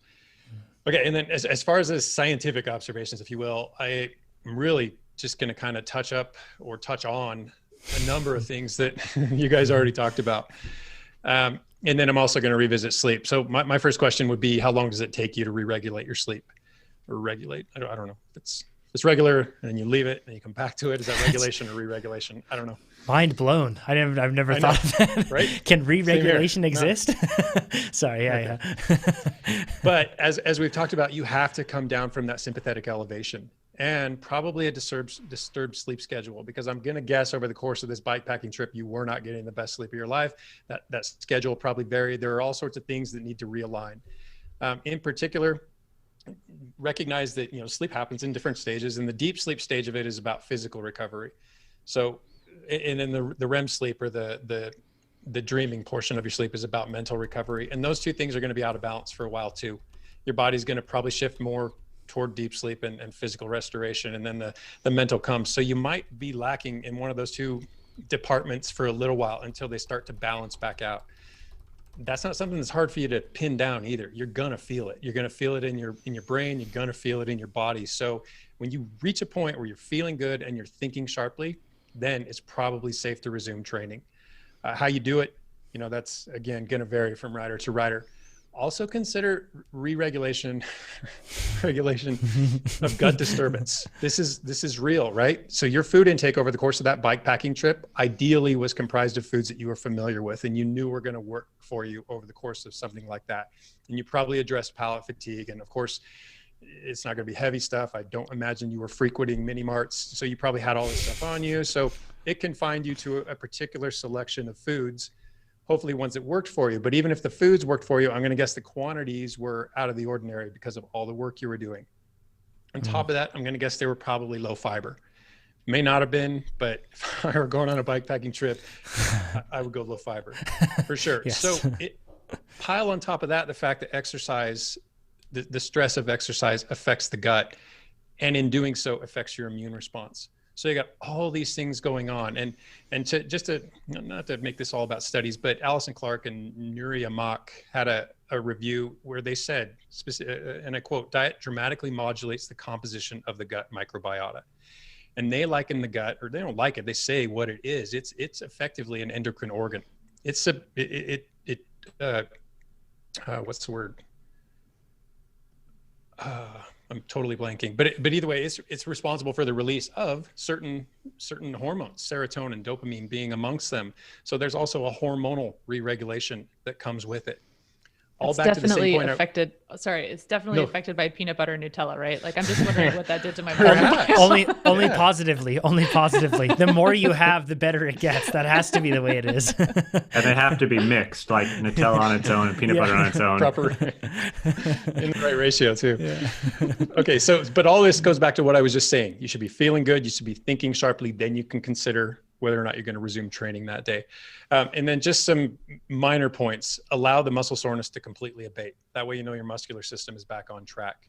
Get to a point of feeling physically fresh and coordinated. Emphasis on coordinated. That'll tell you that your neuromuscular system, the communication between your brain and your muscles, is back on track. And as Alex touched on, I'm pretty sure Amber said something about this too, be motivated, feel ready, eager to get back on the bike. That way, you know you're psychologically realigned, you're ready to hit it and stay after it. Also, you have to contemplate the severity of the endeavor, because if this is something you've done numerous times and this is just another go at it, you're going to be affected very differently than someone who's doing this for a first time. If you're an athlete who logs 20 hours a week training, it's going to be a different experience and a different recovery path than someone who trains 8 to 10 hours a week. So look at your training history. Look at how severely you ran this too. Maybe some days you're just sailing along, other days you're gutting it out up really brutal climbs and then hanging on for dear life down very technical descents. All these things take different tolls. The impact of age on your rate of recovery, kind of already talked about that, but just recognize that it changes with time. And then what sort of stress are you coming back to? You might need a longer ramp back in to life to see how the stress of what you just did inflicts itself on the stress of what you have to deal with on a daily basis. So if you know you're coming back to a high stress environment, well, maybe if possible, give yourself a little longer run in to that high stress environment, or recognize that you're going to feel a little worse over the course of the process of readjusting back into, it sounds dramatic, but back into daily life. This was definitely a departure from that. And then finally, for anyone who's considering doing something like this, you got to be forward thinking.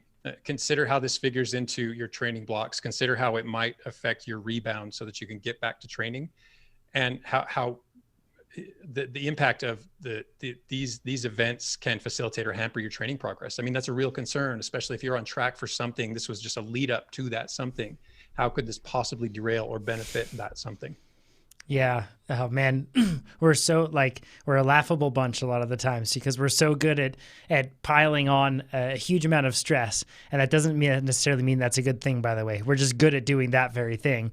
And then we're really bad at usually allowing ourselves to actually absorb and take advantage of all that hard work. So it's fun great. To play. That's a good final parting note, right, Chad, on that, is to make sure that you're planning beyond this dosage of stress and how you're going to be able to ideally, unless in the case this is that thing that all the work was going toward. Yep. Which in that case, I can't recommend taking that Monday off before you return to work enough. Mental health Mondays. Totally. Oh, so good. Just don't have to wake up at a certain time. Don't have to zoom into any meetings. Just chill for the day. It really resets you for like that change of environment, that change of stress.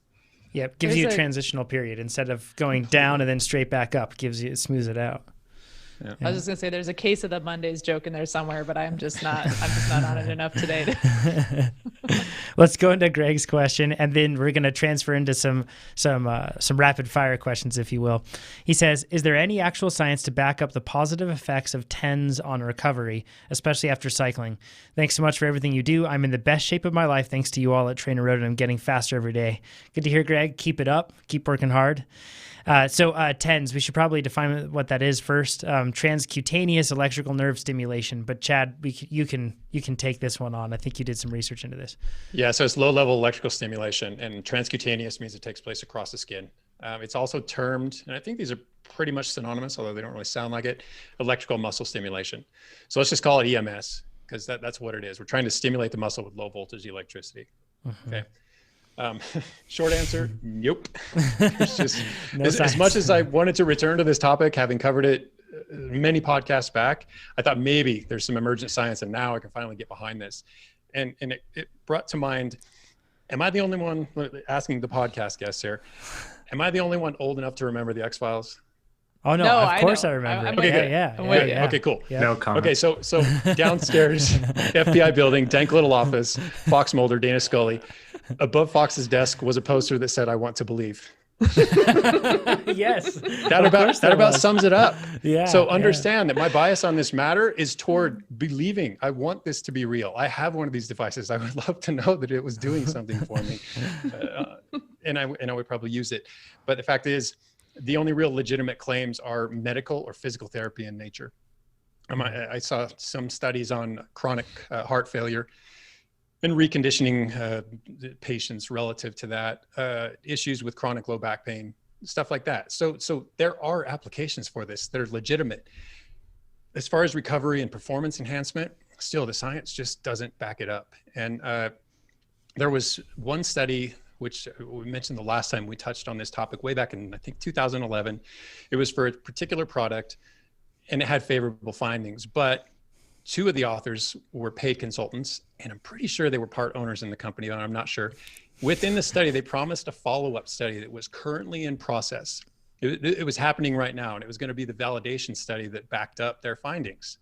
Well, that was 2011 and it still hasn't surfaced. So I'm going to guess, the sad fact about research is if it's not sexy, it probably doesn't make publication, right? So I'm going to guess that one didn't pan out the way they'd hoped. One quick thing on that, Chad. I hear that a lot from companies where they say, well, the first studies, there was just something that we wanted to change about how the first studies happened. So the next studies, they're in the works and they're coming out. And I've heard that with so many products that the real good study is coming out eventually. But just hang on. Make sure that exactly. And make sure you pay attention to who is involved in the study.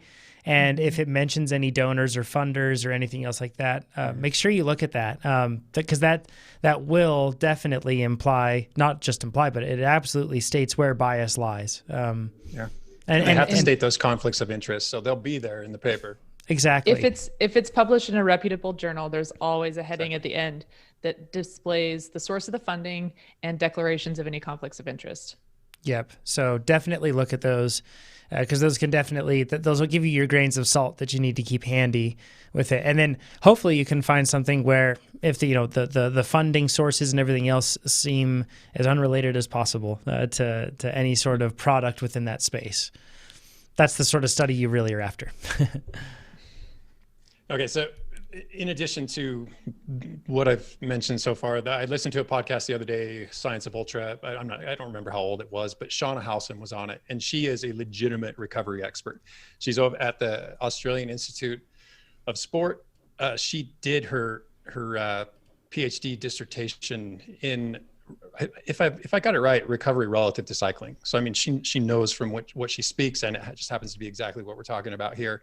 And she, not condescendingly at all, but very dismissively just said, there's no supporting research regarding the efficacy of muscle stimulation for recovery. And that's it. She moved on. She wasn't even going to dwell on it. It just wasn't something that registered. And then last ditch effort, I reached out to one company in particular who will remain nameless. And they fired back what was very clearly a canned response. It was interesting in a number of ways. And, I want to just talk on this for a half hour and just laugh a lot, but I'm gonna distill it down to some points that I think everyone will enjoy. So the email itself had 10 studies related to performance, linked studies, PubMed studies. Below that, it had 9 studies linked to recovery modalities. And so right from the start, I'm kind of impressed. Oh wow, they found a heck of a lot more than I did when I dug what I felt was pretty deep. Below that, another 10 studies and another 9 studies. Turns out they're the same ones, they're just double spaced. So the email alone looks pretty convincing. It looks like there's a whole, I'm scrolling. It's still going. How could I possibly have missed this much information? Click. That's what I'm just not even going to click on this. It's so much information. I can't even process it. But two things occurred to me over the course of scanning this and then digging into these. First off, I don't think they expected me to read the abstracts or really to click the links in the first place. They certainly didn't expect me to dig into the studies, have access to research libraries and be able to look at the construction of the studies, not just read the abstracts, which honestly, if they thought I was going to read the abstracts, they probably should have picked some better studies or just omitted a couple because they had either nothing to do with the claims or the findings in the abstracts were unfavorable. Oh boy. Yikes. Yeah. And I think my favorite one was the one that pinned low performance and high level of recovery on that demon lactate, which is apparently back in the news. Gosh. It was hard to take any of them seriously. I honestly want to go over all 9 of them because I read all of them. And again, I want to believe that was my bias entering this and I couldn't support it no matter how hard I tried. Yeah. One quick note on this before we get into your final conclusion points here. Okay. One quick note on this, Chad. We've noticed this already with the Science of Getting Faster podcast. One of the reasons why it's taking us a bit longer to get it out than we thought is many times what we think is a solid study, something really reliable, once we look into it, and once we really dissect the thing, we start to realize there's some glaring things being overlooked here or omitted. And so it's not exactly the most exciting reading a lot of the time. It's not formatted to be easily digested for sure, but it is really important that if you look at a study, you don't just give it clout because of titles that are in there and because of complex formatting and charts and graphs, but actually read through it and try to make sense of it. And you can really, I think that it's really important that we do that. In many cases, you'll see that the abstract many times ends up being just discussing the initial findings. However, when you get into the actual methodologies of what happened throughout the test, you can see, oh, well, these findings are actually invalidated because of the processes they used to be able to come to this point, or plenty of other things. So we just always we really care about science, and we really try to adhere ourselves to this and use it for constant improvement and to find ways to be better. So this is like a passionate point for all of us, is to make sure that we're not attaching ourselves to bad science, quote, to make sure that we're, on the right page with that. And on that note, if that is interesting to you, there was a book that a podcast listener actually sent to me way back, either sent to me or recommended, I think actually sent me a copy of it, called Rigor Mortis. I think it's Richard Harris, although I might be messing that up. It's definitely Harris is the last name, but it's a pretty concise read on exactly the nature of research and its limitations and where they're trying to steer it and how important scientific rigor is, all that sort of thing. So if you're new to this game, that is a good way to get your feet wet. Nice, solid rec. Okay, now, so I've basically defamed electrical muscle stimulation to the point where I don't want to talk anybody out of it. If you're curious, go after it. And here's why. First off, it's one of those things that forces rest on a body. You can, I say this, you basically can't do anything while your muscle is twitching involuntarily again and again and again. Apparently though, you can drive a car, which if you've ever had the misfortune of being in a car with someone who's driving, just ask them if you can drive, because it is an unpleasant experience. Possibly extremely dangerous and definitely nauseating. So yeah, I've been in that scenario. Yeah. And then finally, placebo effect, emphasis on the word effect. I mean, if there's an effect there, who cares how it comes about? I mean, save for the fact that you're going to spend several $100s, depending on which device you go with. If there's an effect, who cares what causes it? Placebo effect is real. It's the most reliable effect in all of research science. It's true. It's absolutely not. It's not fake. That's an important detail. Let's get into some rapid fire questions. First from Laura. Ooh, this is a good one, Laura. And Nate's not here, but I assume he'll be listening. So she says, what is Amber's biggest concern going into Cape Epic? Team name. Bar has been set high. It's true. You're really sweating this. Thunder and Honey is quite the name. Yeah. Chad and Pete have the best team name for sure. Anything else? Concern in making Nate cry. Oh yeah, there we go. Jabs toward Nate. Any other concerns, Amber? What are your biggest ones? She said biggest concern singular. That's it. Okay, we'll stick to the question. Moving on, Tim's question. He says, thoughts on single speed mountain biking being useful training for serious athletes. Alex, we should throw this one to you. Yeah, I mean, I've definitely heard of it for, varying cadence and, building momentum into trails and stuff. But I think we talked about this before. Just don't shift. Like, I don't feel like you need a specific bike for it. Like, you can turn any bike into a single speed these days with like SRAM ETAP. Just take the battery out. There you go. Like, I get it from the standpoint of varying cadence and reading trails and having momentum, but I've never done it personally. I think it's, interesting and fun, but as far as a training benefit, I don't see it. I would just rather not shift. I mean, we go up steep enough stuff anyway that you'd have the varying cadence if you're going mountain biking anyway. If you're listening to this and you're a single speeder, I'm sorry that you just threw your phone. Hopefully it didn't break. But something to think about with this is Alex is bringing up the objective points with this, right? In the sense that, like, what you really get with it. And the varying cadence is extremely important. However, single speed forces you to operate kind of beyond a lot of the time what the realm of reasonability is. That's totally not a word, but you know what I mean. But it forces you to operate outside of that in a lot of cases. So it's hard to argue that it becomes productive. And in that case, it can actually go far enough to become counterproductive. And the one thing that it does is it usually forces some pretty strange pedaling techniques when you're at that really low cadence as well. But it forces probably really good pedaling technique and good proper form when you're pedaling at really high cadence, right? So that there are total benefits to it. And yeah, you do have to pick line choice and to go smooth. So I would say if you feel like those are two outstanding weaknesses where you're like, I just really can't ride at a wide range of cadence, and I really just have a hard time carrying momentum through things and I always pick the wrong lines, you could give it a shot for sure. But I would recommend much more, I think, effective is force yourself to operate at different cadences that are reasonable throughout your training and couple that with the sort of work that you'll be doing when you'll be racing. And then the other part of it is work with the skills coach. They're so helpful just to get a second eye on how you're doing. It can just really go a long ways. So next one is from Jadacy. She says, I'd like to hear how Amber and Alex have handled racing at altitude since they live at low elevation. I've heard you discuss altitude plenty of times before, but it's always from the perspective of Chad, Nate, and Jonathan, who already live at elevation. It's kind of funny because Chad and I were both like, do we live at elevation? But I guess we do, relatively speaking. Amber, Alex, I don't know. Definitely. Yeah. I mean, I'm at a whopping 6 feet above sea level when standing up. So yeah. Yeah. I guess let's go to Amber first. Like, how do you manage and how have you managed that throughout your career of going up to elevation, and how does that affect? So I think, again, this is one of those things that's a little bit individual. So altitude absolutely has an effect, and it has an effect across the board, but the degree to which it's going to affect you is going to be a little bit different depending on, well, a variety of factors, but we'll just say that there is a range of effect. And I'm definitely somebody who is impacted by elevation pretty significantly.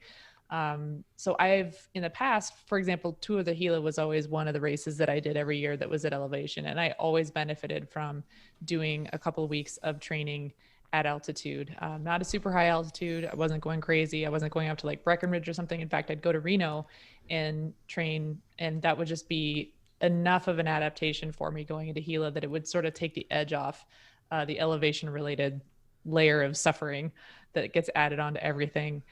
And I think the other thing, not everyone has the opportunity to go and acclimate to elevation before they race. So a couple of things that can help with that, and I've definitely done these myself over my career, is delaying going to elevation until the very last second, because there is sort of a range of time where you're not quite adapted yet, but the adaptations have started to a point where it actually is going to make you feel worse, and it's going to be a little more detrimental to your training.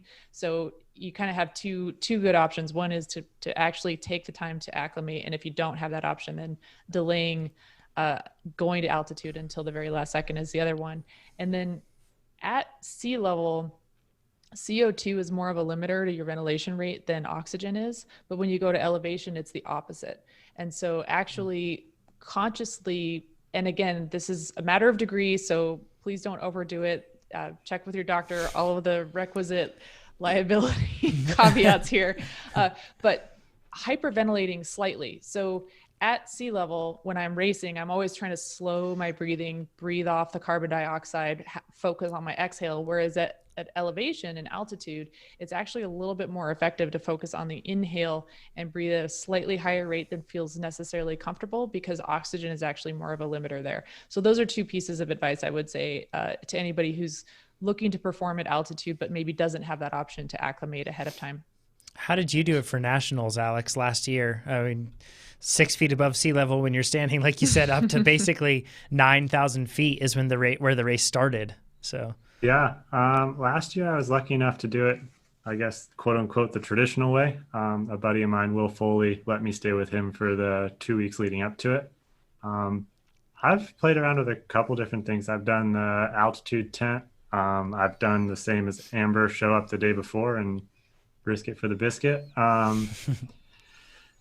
And then the ventilation thing, I feel like that works all the time. Like whenever I race at altitude, I sound like a steam train behind people when I'm climbing because it's just like I just focus on breathing as quickly as I can, and that's helped me a lot. It also, I feel like, gives off that Chris Froome effect because it's like nobody knows when you're on your limit if you're breathing hard the entire time.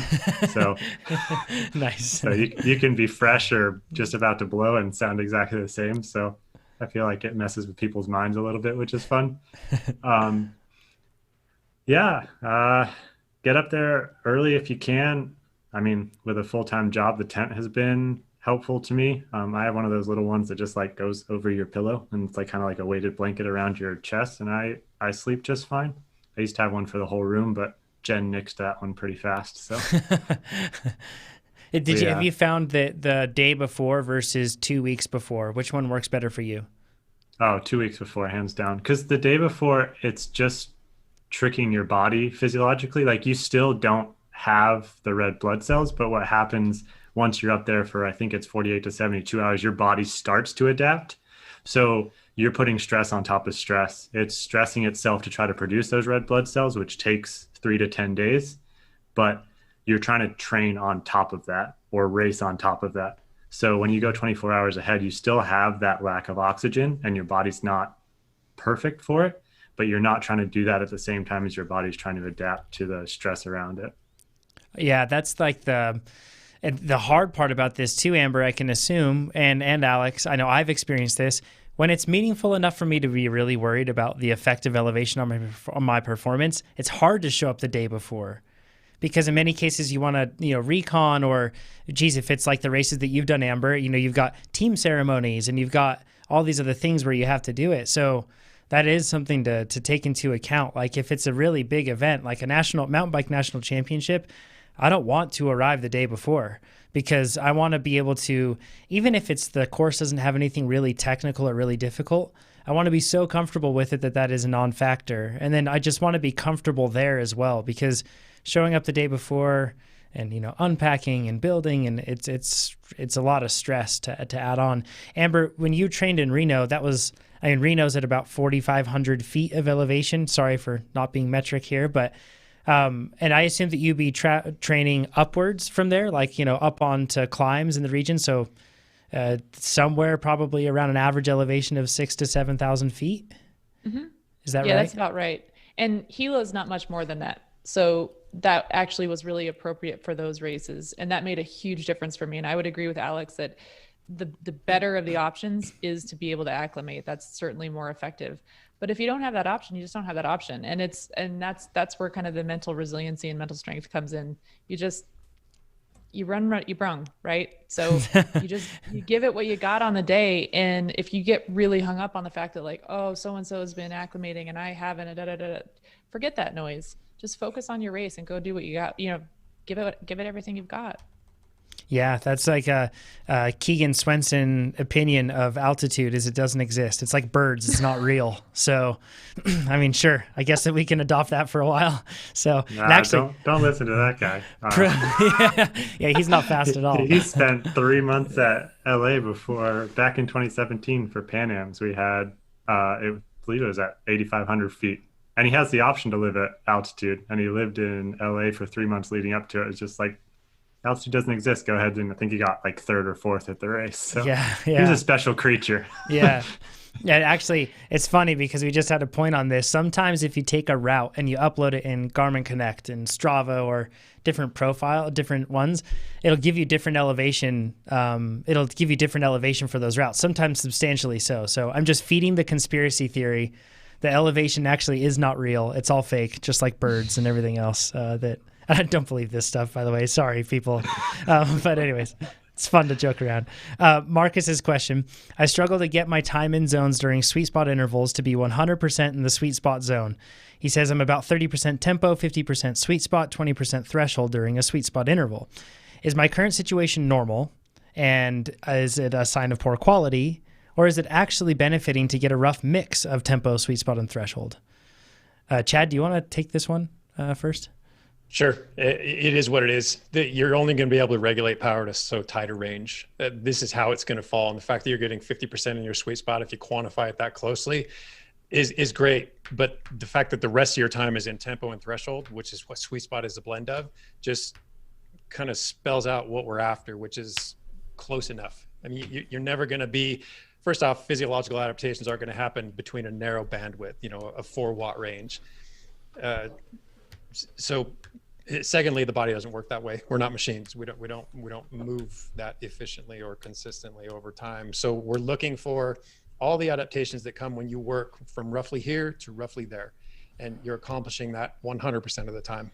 Yeah, and this is a really good plug to read the workout description and goals for the workouts that you have in TrainerRoad, because a lot of the time you'll see, and Coach Chad has written all of these, you'll see that Chad has said, if you can't stick with this, then this is like where you want to sit, or this is the window, and he'll give you those sort of guidance, which when you're training indoors and you're just on erg mode, that can be really tough, right? Because it's holding you to a specific target. But remember, that's what the up and down arrows are for, and that's what being able to change your intensity is for. On those days when you don't feel like you quite have it, it's okay. Like, that's not a failure at all. Like, just turn it down and be able to work your way through it. So, and even in ergo, those fluctuations are still present. Again, there's nothing that our muscular system can mimic that is anything like an engine. Not that closely anyway. What are you talking about? My quads are pistons. So are mine. Yeah, that's true. There's a team name somewhere in there, right there. Oh man. I want to jump in because I think this is definitely an issue too for outdoor workouts. So if you're doing your workouts outside, this can be a real challenge. And one of the things I've found that helps with that is, don't worry so much about the ceiling of the range, but focus on raising the floor of the range, because it's a little bit mentally harder to keep your power up, let's say on the downhill portion of some rolling terrain, than it is to keep your power up on the uphill. And it's real easy to overshoot when you start going uphill. But if I would, don't worry so much about that, but really focus on lifting the floor of the range so that you're getting less time in tempo, and that'll shift it into more time in sweet spot and maybe a little bit more in threshold. But trying to decrease the percentage that you're in tempo, I think, is where you want to focus your efforts. It's a perfect plug. Andy didn't send in a question. He just sent in this note, and it's perfectly along those lines, Amber, in the sense of outdoor workouts. He says, just wanted to give a bit of feedback on TrainerRoad outdoor workouts. I don't own a trainer yet, and I've been cycling outdoors since April after many years off the bike. I signed up for TrainerRoad after a few weeks of listening to the podcast, and I heard that the platform also offers structured outdoor workouts. After 3 weeks, I'm throwing PRs all over the place and so grateful for the structured training. So kudos, Andy. Way to go.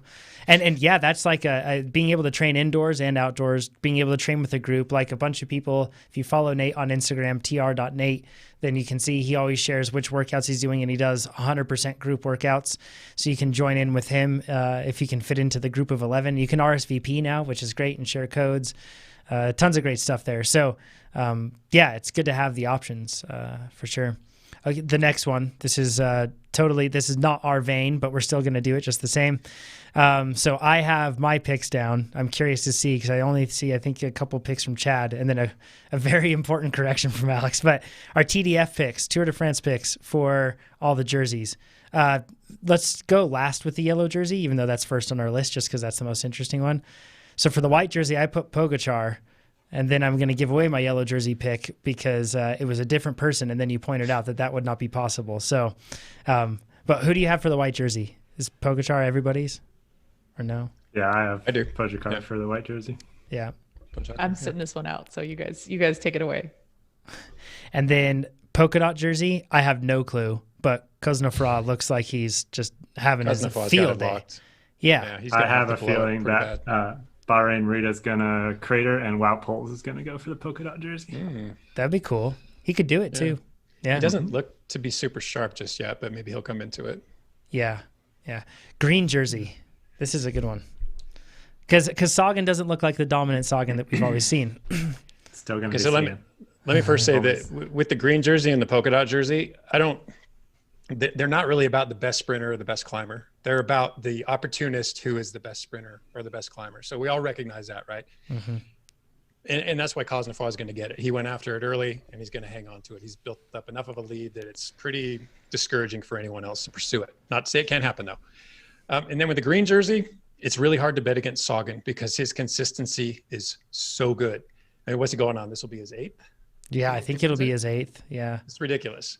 But I don't think, even relative to Sagan and with consistency being the key player that it is, I really think Trenton's probably got a better crack at it.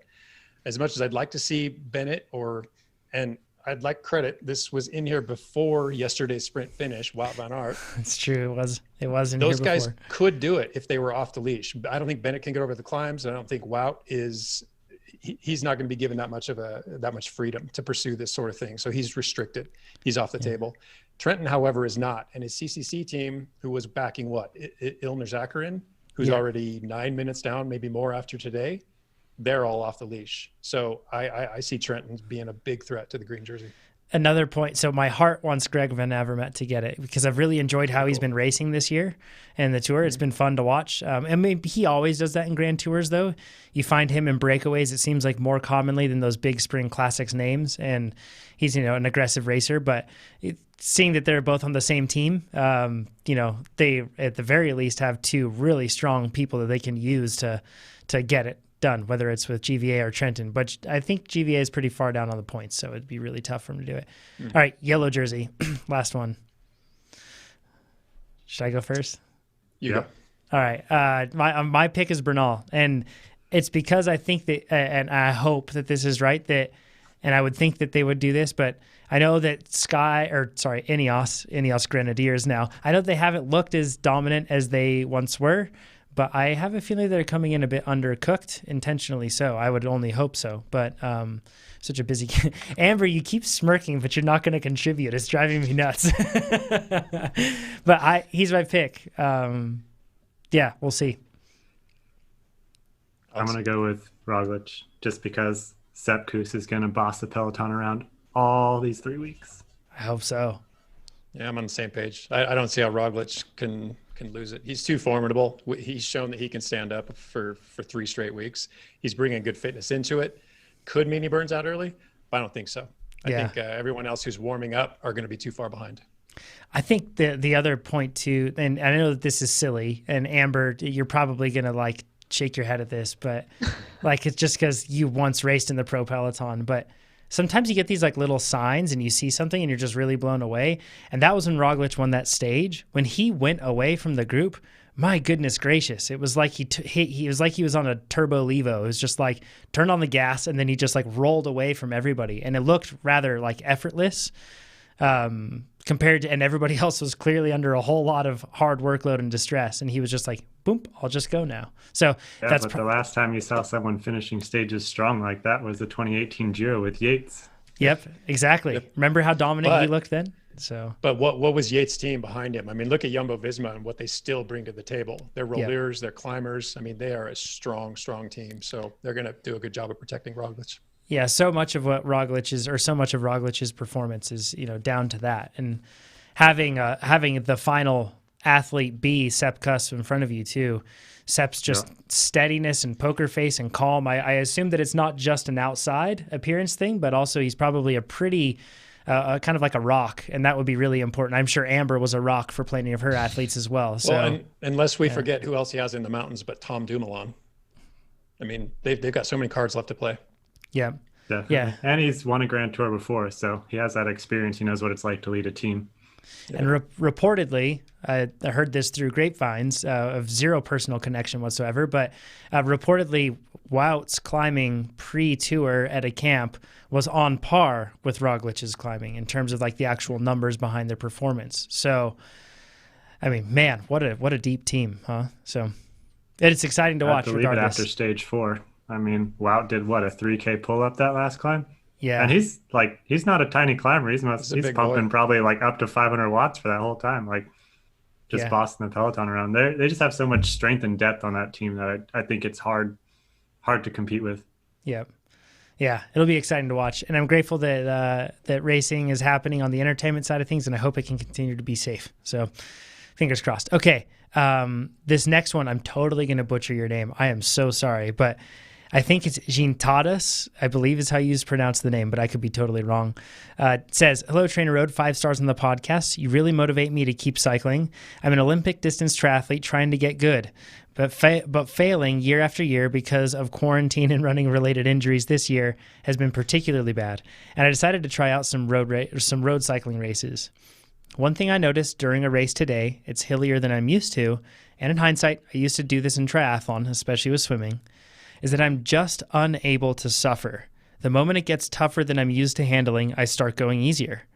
So my question would be, do you have any tips or strategies or how I can improve this? I absolutely love your workouts and I love riding alone for some reason, but some group rides would be helpful, but would some group rides be helpful in this situation? Riding from Lithuania, and thank you for the podcast and app. So first of all, thanks for writing in on this. I think this is a hugely relatable topic that we don't talk a whole lot about because it's hard to measure. Like, how can I measure your ability to suffer relative to my ability to suffer? That's really hard. It's impossible, really, to be able to measure that sort of a thing.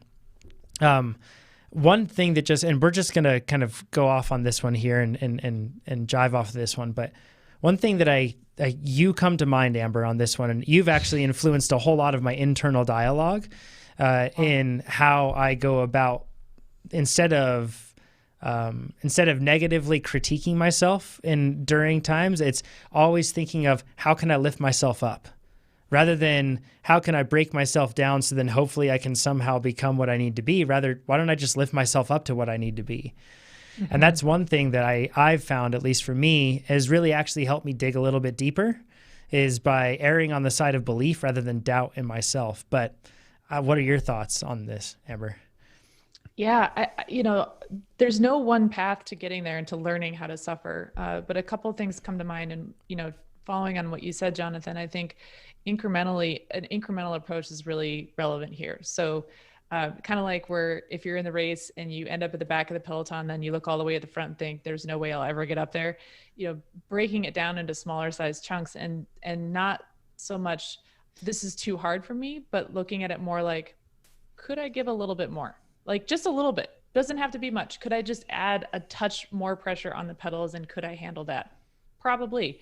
Or maybe it's something like, could I make it up to that signpost up the road?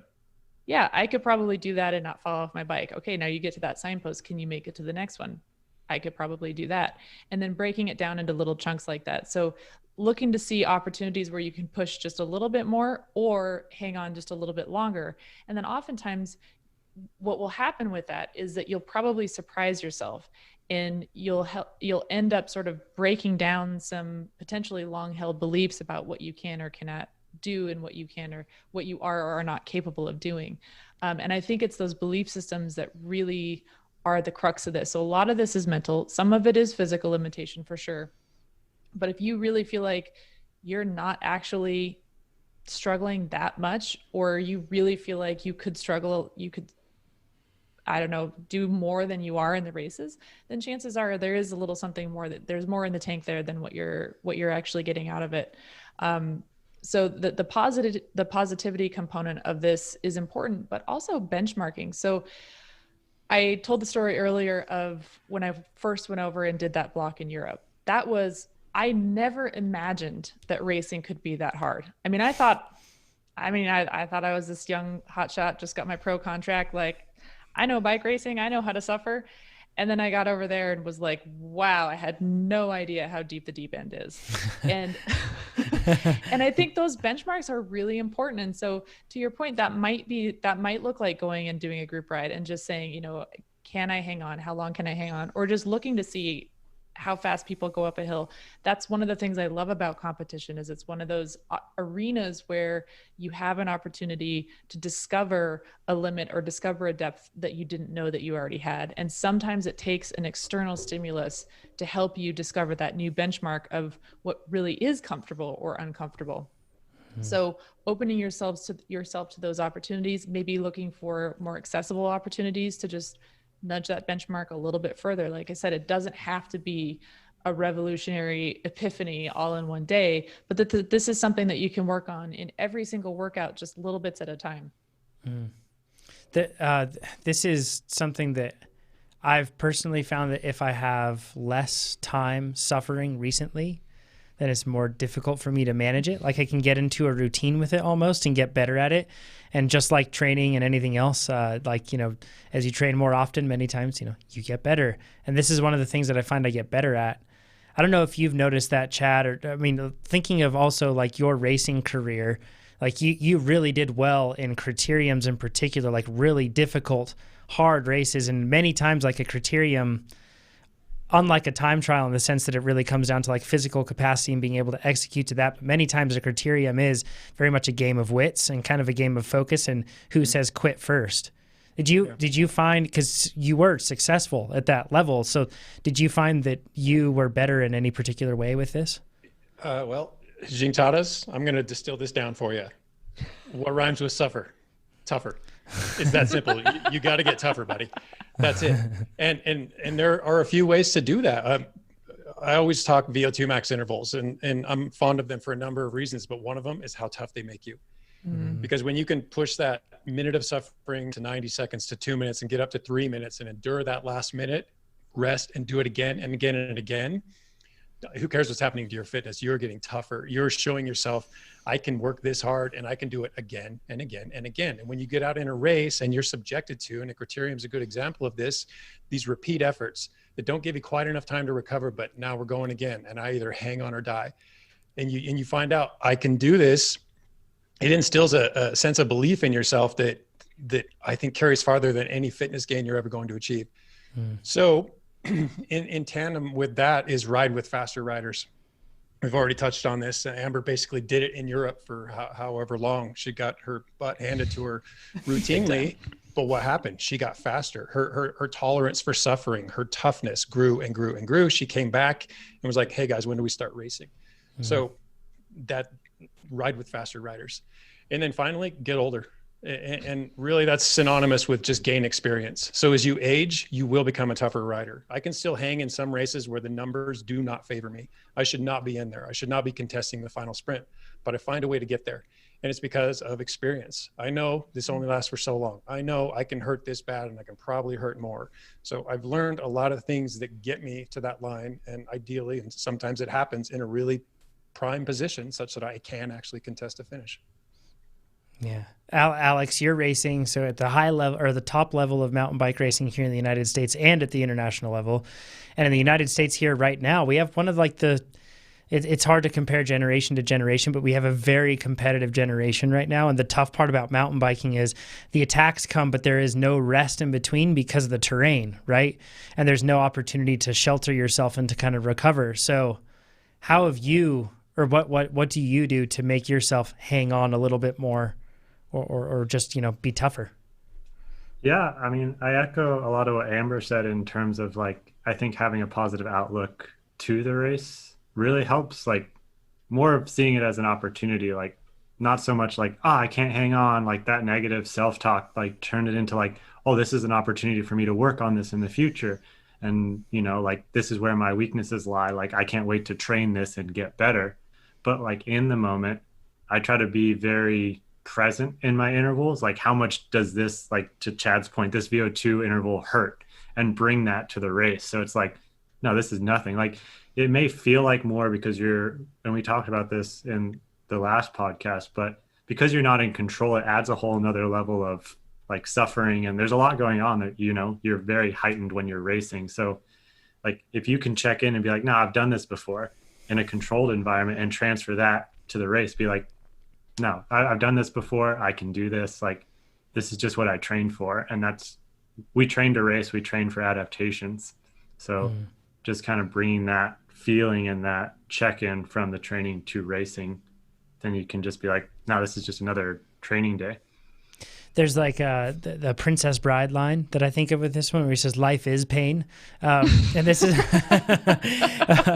but like that's honestly a bit of my perspective on this. So like when I first started, when I grew up, I played soccer and did like those sort of things. And then when I started racing motocross, that was the first time when I was like, why does sport have to hurt so much? Because that is such a physically just exhausting sport.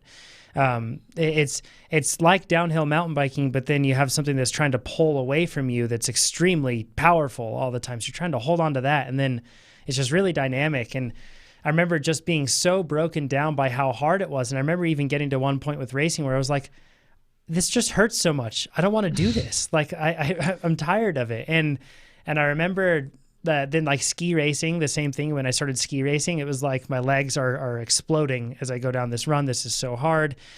And maybe to your point, Chad, like what you said with experience, but life is also really hard. Like there is a certain element of suffering to life. And I actually look at bike racing as a metaphor for that. And that's all it is. And riding my bike is a metaphor for that. So I kind of look at all of these things as opportunities to become tougher all the time, to elevate my ability to be able to endure something.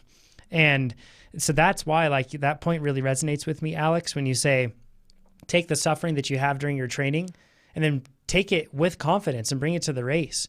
And if you're following a structured plan that is really pushing your limits, you get tougher. You don't have a choice. It's really hard, but you do it in an incremental way, step by step, like Amber said, that really makes you to get to the point where suddenly you look back and you're like, hey, I can do this. And man, it sure helps in life too, because I go through really hard things and I'm like, look, I know this may seem silly to the rest of the world, so I won't say it out loud, but even though I'm saying it out loud on a massive podcast right now, but when I'm going through something, I'm like, I just did really hard VO2 intervals. I got this. Like, and it's something that's like small and silly probably to me personally, but it's a lot of suffering. But the final point that I would just make, and is reiterating once again, it's very easy to fall out of that habit, like, and to become deconditioned in that regard. And it's, so I do think that it's something that you have to anticipate and you have to build for. And if you can make sure that you're in that routine, it makes it a whole lot easier to endure those storms, you know? Yeah, I do think there's an element of training your brain. We've talked about the brain as being part of what limits us in terms of performance. And as I'll take that example of my first time going and racing in Europe, I got through weeks and weeks and weeks of back-to-back stage races where I literally thought like there were, I don't know, 60, 70, 100 moments in every single stage where I was like, this is it. This is my limit. I'm done. Like, I got nothing left. And then, 5 minutes later, I'm back there. Wait, I survived the last 5 minutes? Oh, wait, no, this is it. Now, this is really it. And I mean, literally every day for weeks.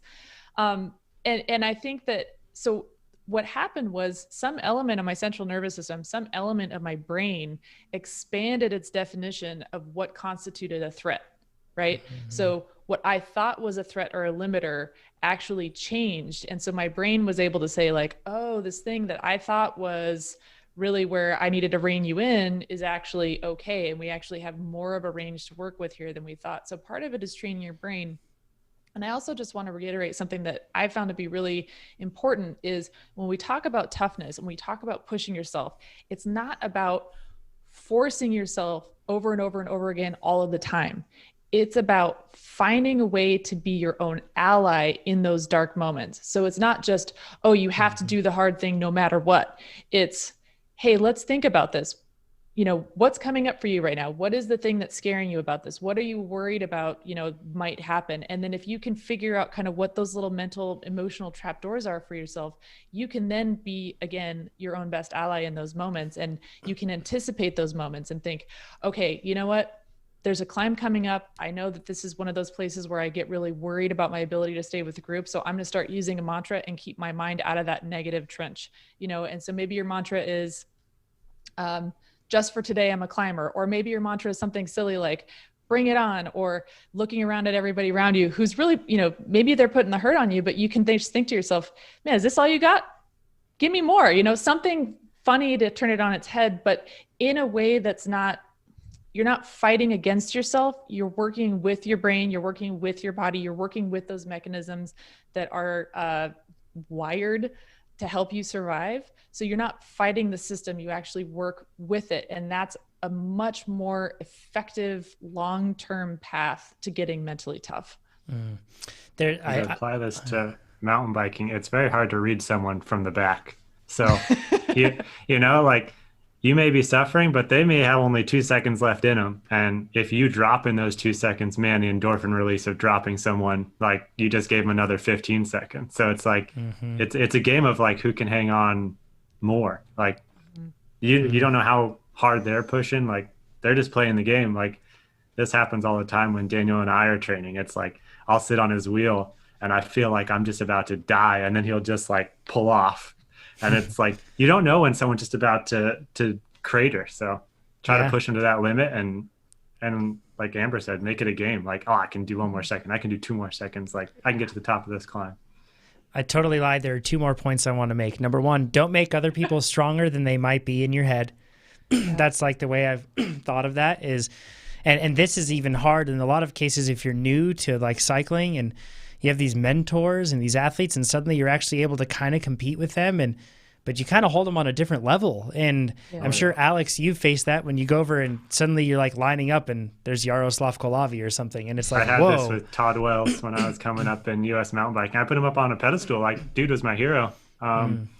So it's just like when I got to race with him and I think the first time I ever competed against him was 2016 nationals. Like, I was actually on his level and I was racing with him. It was just like, I had to remind myself, like, I'm a competitor too. Like, he's just a human, you know. It's like I had him because he was my childhood hero. So yeah.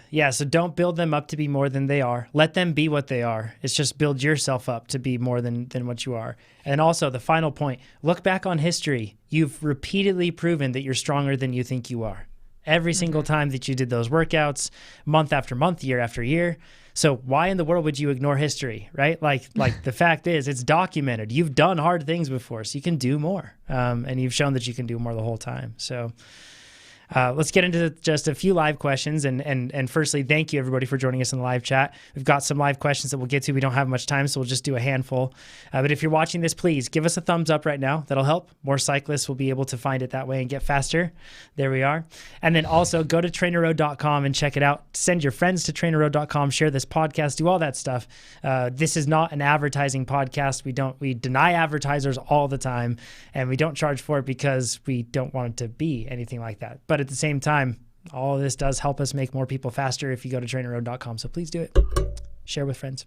Okay, next point. Okay, this one is from Norman. He says, I wake up and ride in the morning, dad life, and my RPE has been very high with a new earlier wake-up schedule. Any tips on how to survive this period while my body adjusts? I'll take this since this is my life, probably all of ours. But as much as I hate this term, Norman, it pithily encapsulates everything I want to convey here. Embrace the suck. It's a period of time that it's going to be uncomfortable and you're going to get past it, but there will be a transition and there are certain things working against you, but none of them are going to prevent you from doing everything you need to do at this earlier time of day. You've been doing this recently, right, Alex? Switching to earlier morning? Yeah, I've been doing early morning just to get a cooler temperature, and with the fires going in California, it seems to be the winds are in such a schedule that early morning is pretty good for AQI. I was going to say, kind of like we discussed earlier, you're shifting your circadian rhythm. So waking up may be harder as you adjust to it. But also I think something that people fall into is when they do early morning workouts, they put their meal closer to their workout because then they don't have to wake up as early. So, I mean, I'm up at 5 for a 7:30 workout so that I can have 2 hours to digest my food. I think that might be something they're missing. If they're used to working out at lunchtime, then they're eating at 10, and working out at 12. So that could have an effect on RP as well. Good point. The last one that we'll address is going to be from Roston and says, what do you all think or what do you all recommend for openers for my NICA race this Saturday? For those that don't know, NICA is National Interscholastic Cycling Association. So it's the middle school and high school mountain bike league here in the United States. And it's amazing. And so many kids are on bikes because of it. So what do you recommend for openers on the race? I was thinking about doing 3 or 4 15 to 30 second sprints after I pre-ride the course tomorrow. I do 2 laps. So 2-lap race, probably somewhere around a half hour, I would assume in most cases is usually what you'd see for like a NICA event like that. Openers. Amber, what did you do for openers in your career?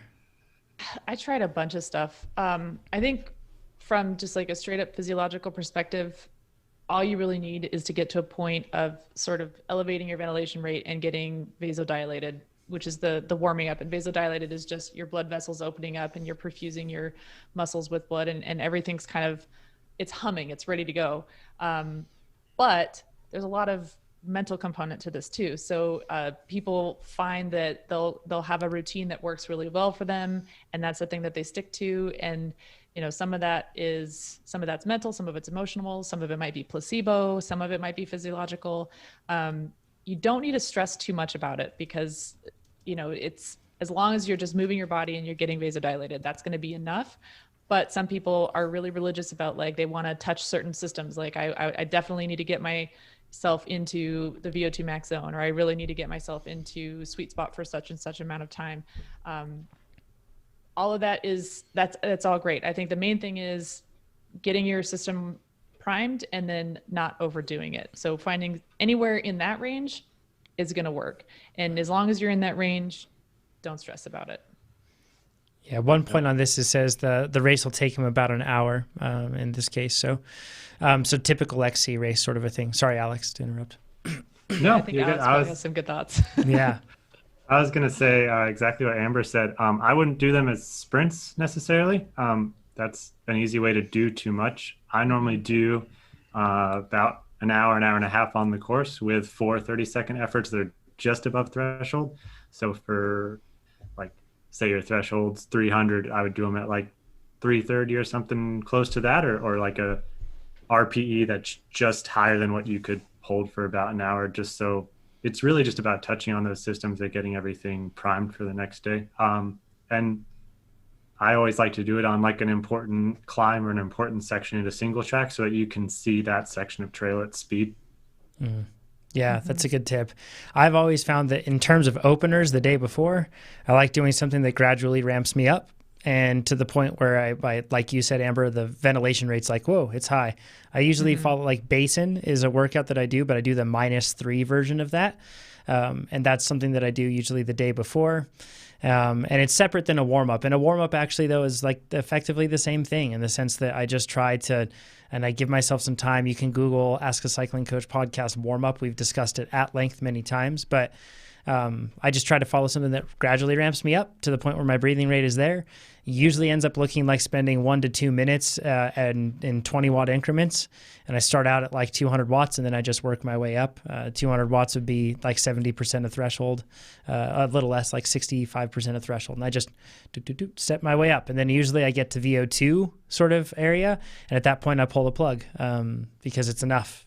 And yeah, I misread the question. I was thinking about warming up pre-race specifically. So that's what my comments were kind of oriented towards. As far as openers the day before, I still would caution against doing too much. Sprints can be really nice as long as you keep them aerobic. So one of the things that worked really well for me for openers was super, super high cadence efforts, but extremely low resistance. So get into the absolute easiest gear. And then maybe if I'm going to I might do like a 15 or 30 second sprint, but really it's 100% about cadence, not worrying about power output, and really super light resistance. So it's just about spinning up and activating that neuromuscular coordination without loading the legs. A coordination part is huge for that sort of a thing. It's what makes you feel race ready in a lot of ways, right? Like that's like that's what makes you feel like you're feeling sprightly and ready to go. So makes you feel like the blade is sharp. Yes, exactly. So good luck, Roston, in your NICA race, and good luck to anybody that has any sort of event, even if it's a silly solo stage race. Hopefully this taught you how to suffer better. Hopefully this gave you insight on sleep and tons of other stuff like elevation. It's been a great podcast episode. Thanks, Alex, for joining us on this one. And we're excited to have you back soon. Remember, everybody can see, if you go on YouTube, you can see Instagram handles and everything else for the hosts, so then you can see where to find Alex and all of us and get in touch with us there. Head over to TrainerRoad.com, subscribe to this podcast, subscribe to the blog, all the different content we put out. It's all awesome. And we'll talk to you all next week. Thanks, everybody. Bye, everyone.